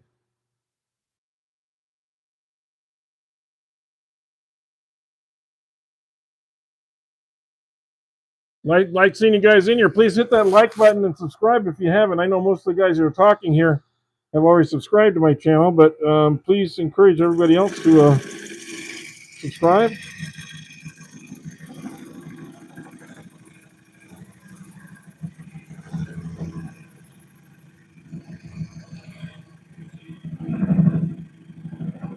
And when we are done here, please go over to Michael at the Whacking Shack and check out what he's turning today. He's going on right after me, basically.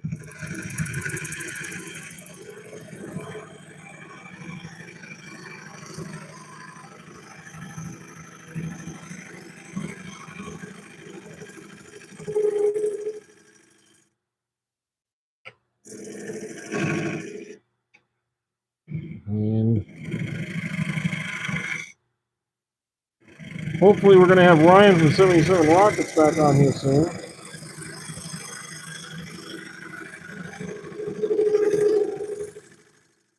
Ryan's been, well, after his channel got whacked, got smacked by somebody trying to steal his channel. So his channel had to be taken down for a while, but hopefully it's going to be restored.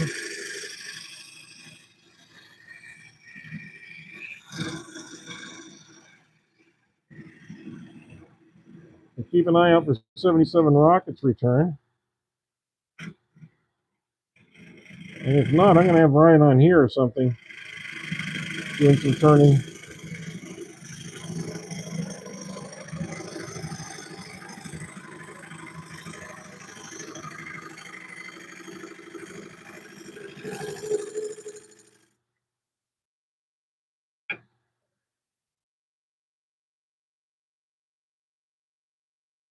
Hopefully soon.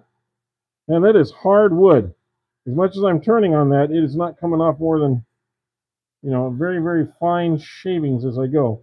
I'm going to try using the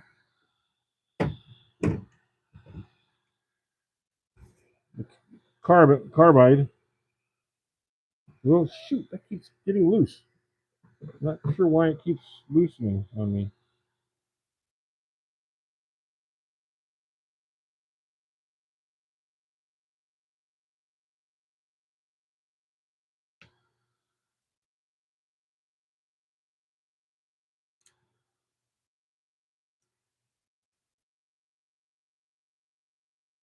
Oh, shit, I tighten that, and then it gets loose again. So, not sure what's going on with that.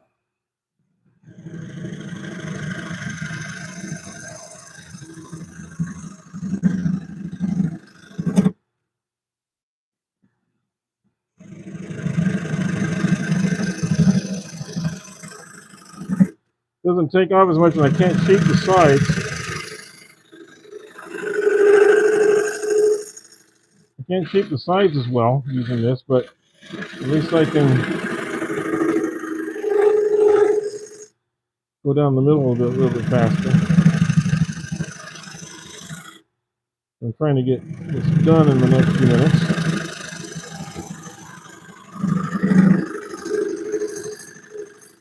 Now, one thing I have to look for is that crack. We have these cracks here, and I'm seeing them right here too, but they don't seem to be life-threatening, although the crack does come all the way through in there, and so I'm going to be really careful with that. And hopefully we can help that.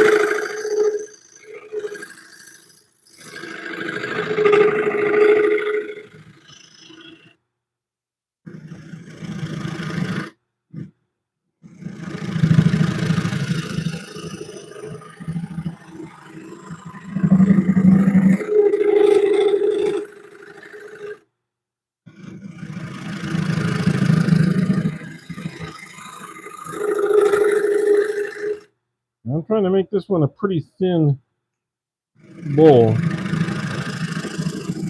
if I can, but with the cracks I'm a little bit concerned on that.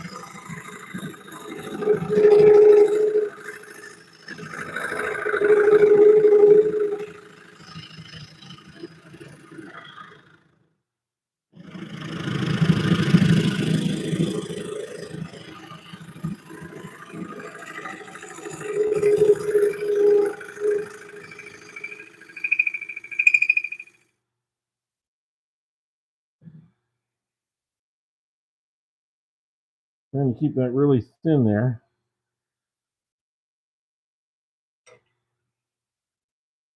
Yeah.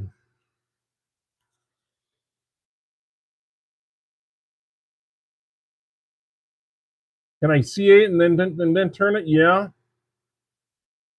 I'll turn a cigar box guitars. Now that's a fun thing. And what's his name? Jeremy Johnson, I think it is, or something like that. Justin Johnson. Man, he can play just about any kind of stringed instrument. In fact, I've seen him play music on a 2-string shovel. You should check him out. Check out Justin Johnson. I think is his name. And he is a really great guitar player that he's made guitars out of all sorts of things.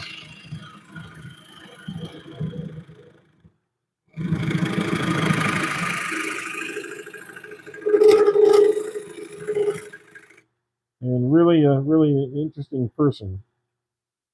Yeah, I got a crack right there. I think I'm getting past the cracks, but I'm probably going to have to CA. You're right. I'm going to have to put a little CA glue on there.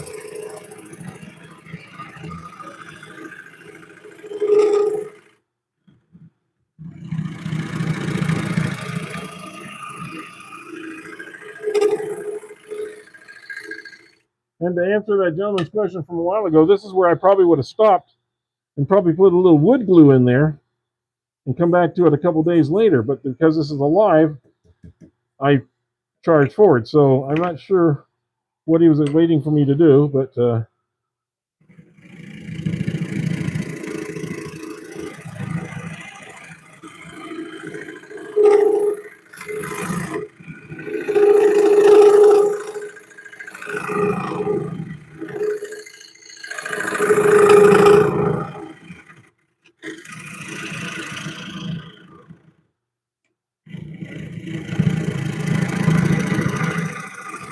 I'm going to have to take a measurement here pretty soon. I have to take a measurement here and see where we're at. We're about right here. So I probably got about another half an inch or so to go. You know, I think I will go ahead and stop for a second and CA glue those. I can go back and, in fact, there's a crack right in the bottom now too that I'm going to have to deal with at some point. So we're getting cracks all over the place.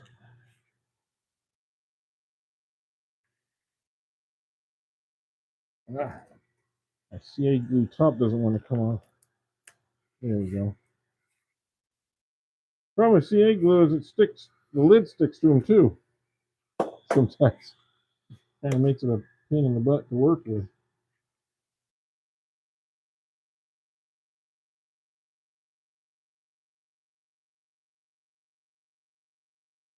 This crack goes all the way around near the rim.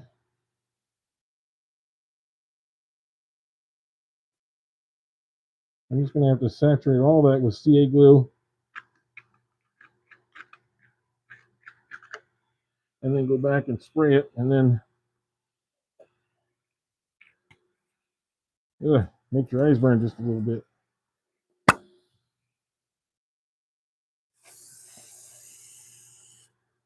And it's coming out the outside too.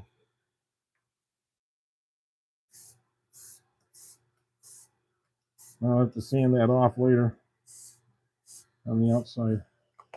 Those going right through those cracks to the outside. So we'll see if that holds or not. We'll see.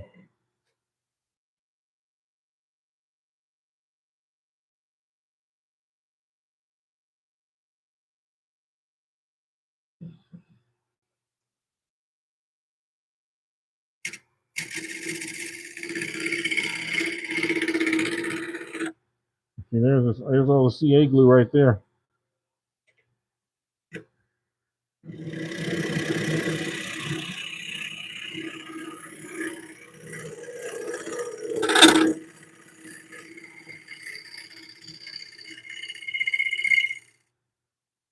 There.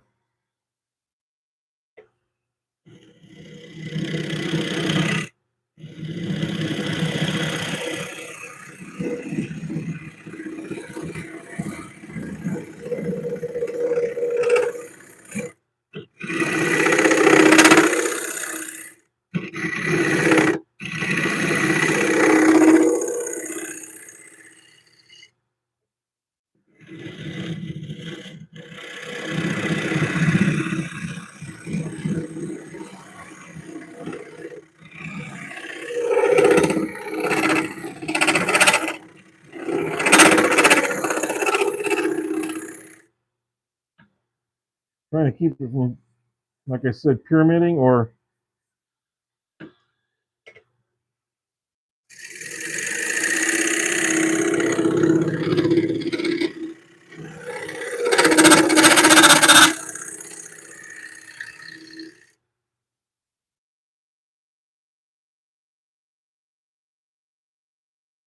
We're sloping in. And we're right about here now. Okay. I keep doing a visual reference as I go here.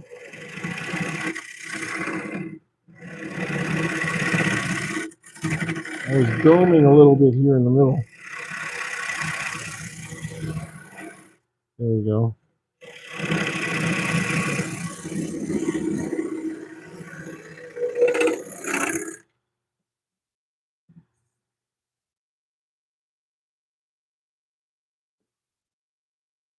We got a crack there. I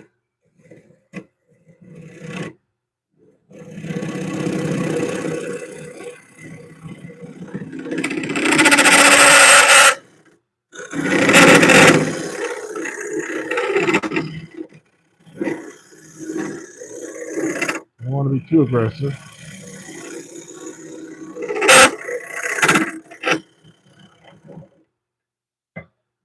Okay, let's see where we're at. And down there. Pretty much bottomed out here. Get out the skew.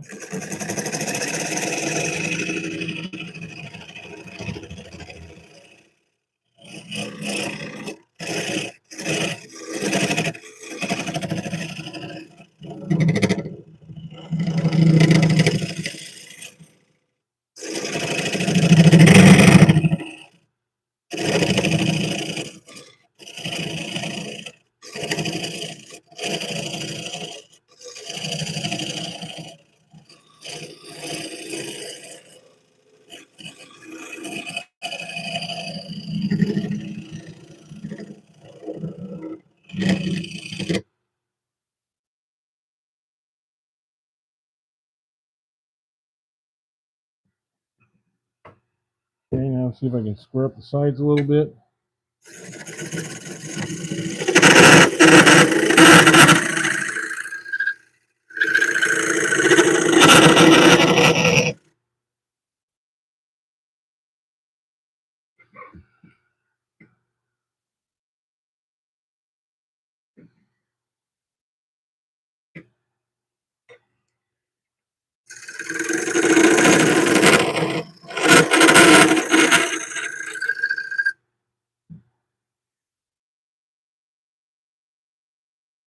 Okay, so I'm right about there.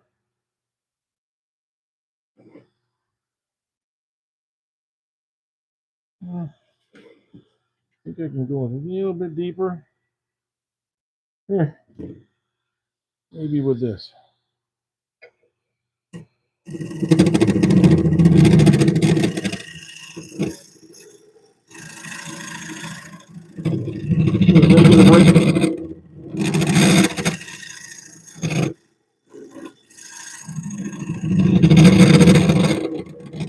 It's a negative rake scraper of my own design. It didn't even have a real handle to it.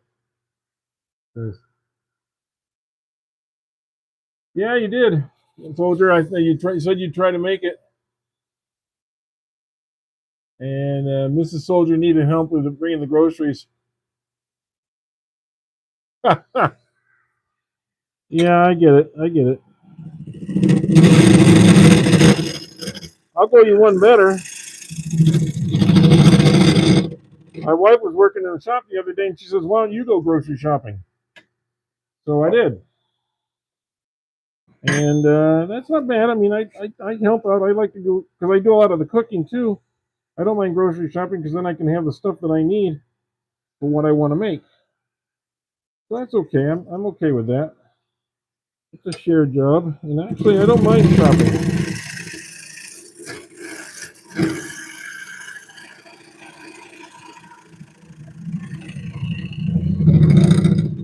Plus, to be honest with you, a lot of times when I'm shopping, the bill is a little bit less than it is when my wife goes shopping.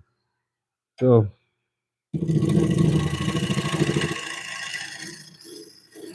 okay.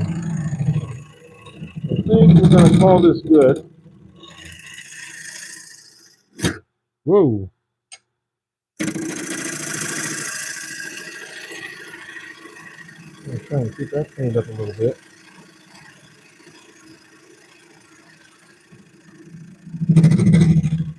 There we go. That's a little better. These little negative rate scrapers are real handy for cleaning out some of that stuff too. So that's good. All right, we'll do some sanding and we'll finish this off, and you guys get a chance to see all three of these that we turned today. All right, so we'll get to it here. Oh, guess I should turn this on.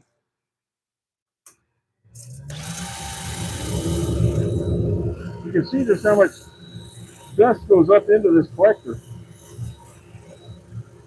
Much better than going up your nose and into your lungs.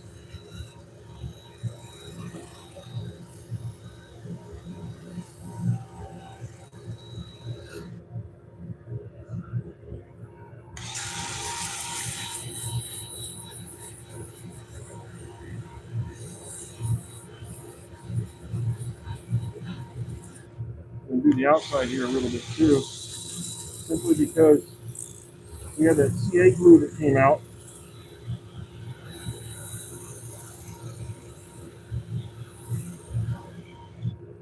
And I kind of like to make sure that doesn't show through and it's glossy. And I'll be able to cover it up because I can always spray this with a little black or something afterwards that'll cover it up too, but I just wanted to kind of dress it while I got the sander in my hand here. We'll put more finish on the outside and the inside.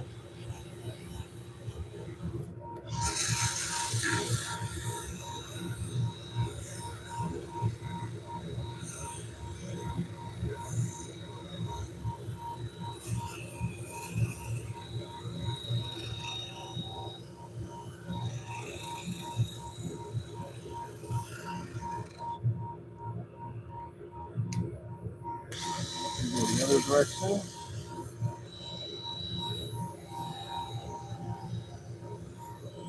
Love using the reverse on my sander. On my lathe. Using the reverse on the lathe really does help. That's why you do the shopping too, huh? And the snacks are better. Yeah. Okay, there you go. So, yeah, when you do your own shopping, you can't complain about what there's nothing in the house, because if it's not in the house, it's because you didn't get it. And I think that's why they let you do it sometimes. So it's you can't complain later when you're watching the game or something and you don't have the right snack or the right whatever it is.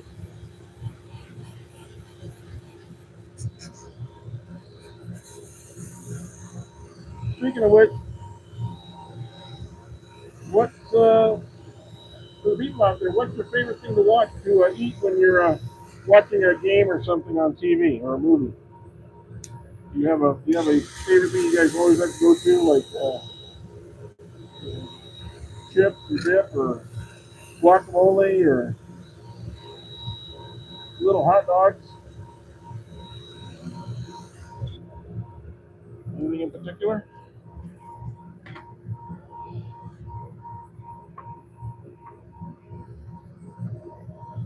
For those of you still in here, please do hit that button, the like button. We would really, I was hoping to get to 100, but I don't think I'm going to get to 100 today, obviously, as just really haven't had people hitting the like button too much for some reason. I was hoping people would like what I'm doing, but I don't know. Maybe they don't like watching this stuff. I don't know. There's a lot of people watching for, if you weren't liking it, I don't know why you all were here, but I'm not going to cry about it one way or the other. But would really appreciate it if you would hit the like button or subscribe. It doesn't cost you anything. And it does help the channel out a little bit. Not money wise, that's for sure. Don't worry about that. I'm not making anything off this. And to this point, never received a check from YouTube. And if I do, it's going to be a long way down the line. So don't worry that you're helping YouTube or anything like that, or that I'm asking for this so that you guys will buy something from me, because I'm not selling anything. So no worries there. Okay, I got to hurry up and finish here. So Mike is going to be starting any second at the whacking shack. please go over to the Whacking Shack and check him out.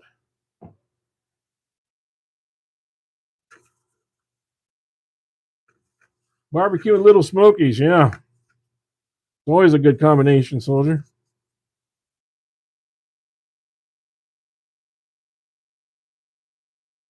Can't go wrong. Well, I gotta be fair. I have to stay away from the salt a little bit, so I can't do that a lot. But every once in a while, I can treat myself to a little bit of that. And so I kind of save those kind of things for, like the Super Bowl or something like that when it's worth having several hours of snacks available. Okay. All right. So there's the finish on that.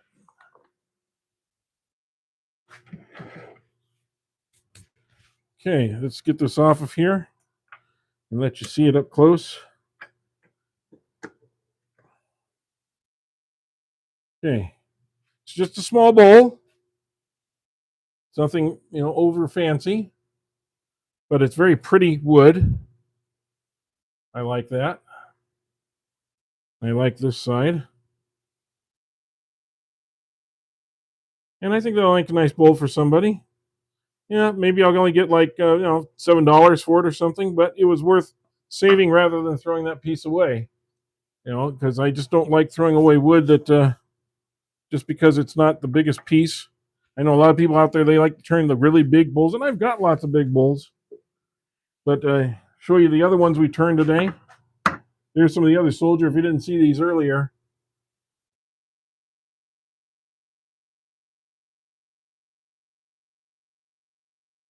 Yeah, all of you be safe next couple of days. But here's what I turned earlier today. These are on glue blocks. So this is the bottom right here. Not that part. This is just the glue block. This is the bottom. And I'll have to take them off the glue. But these are 2 pieces of oak burl that I managed to turn into bowls, even though there really wasn't much there to turn. So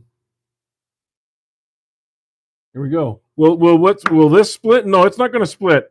No, between the CA glue I put on there and also this tung oil, the tung oil is going to get into that wood and it's going to suck it in and it's going to harden inside, so it'll harden the wood. I don't think you'll ever see this this doing any kind of any kind of cracking through or anything like that. I think those will just be superfluous cracks that'll just be in there for the rest of its life. So, but good question there, and I hope that answers that question. Guys, I'm going to get out of here. I know normally we'd stay a little bit longer, but Mike's going to be coming on now at the Whacking Shack, so please go to the Whacking Shack, okay, and give him some love. And I'll talk to you guys soon. If you subscribe, you'll know when our next meeting is, and we'll talk to you then. Thank you very much for being here.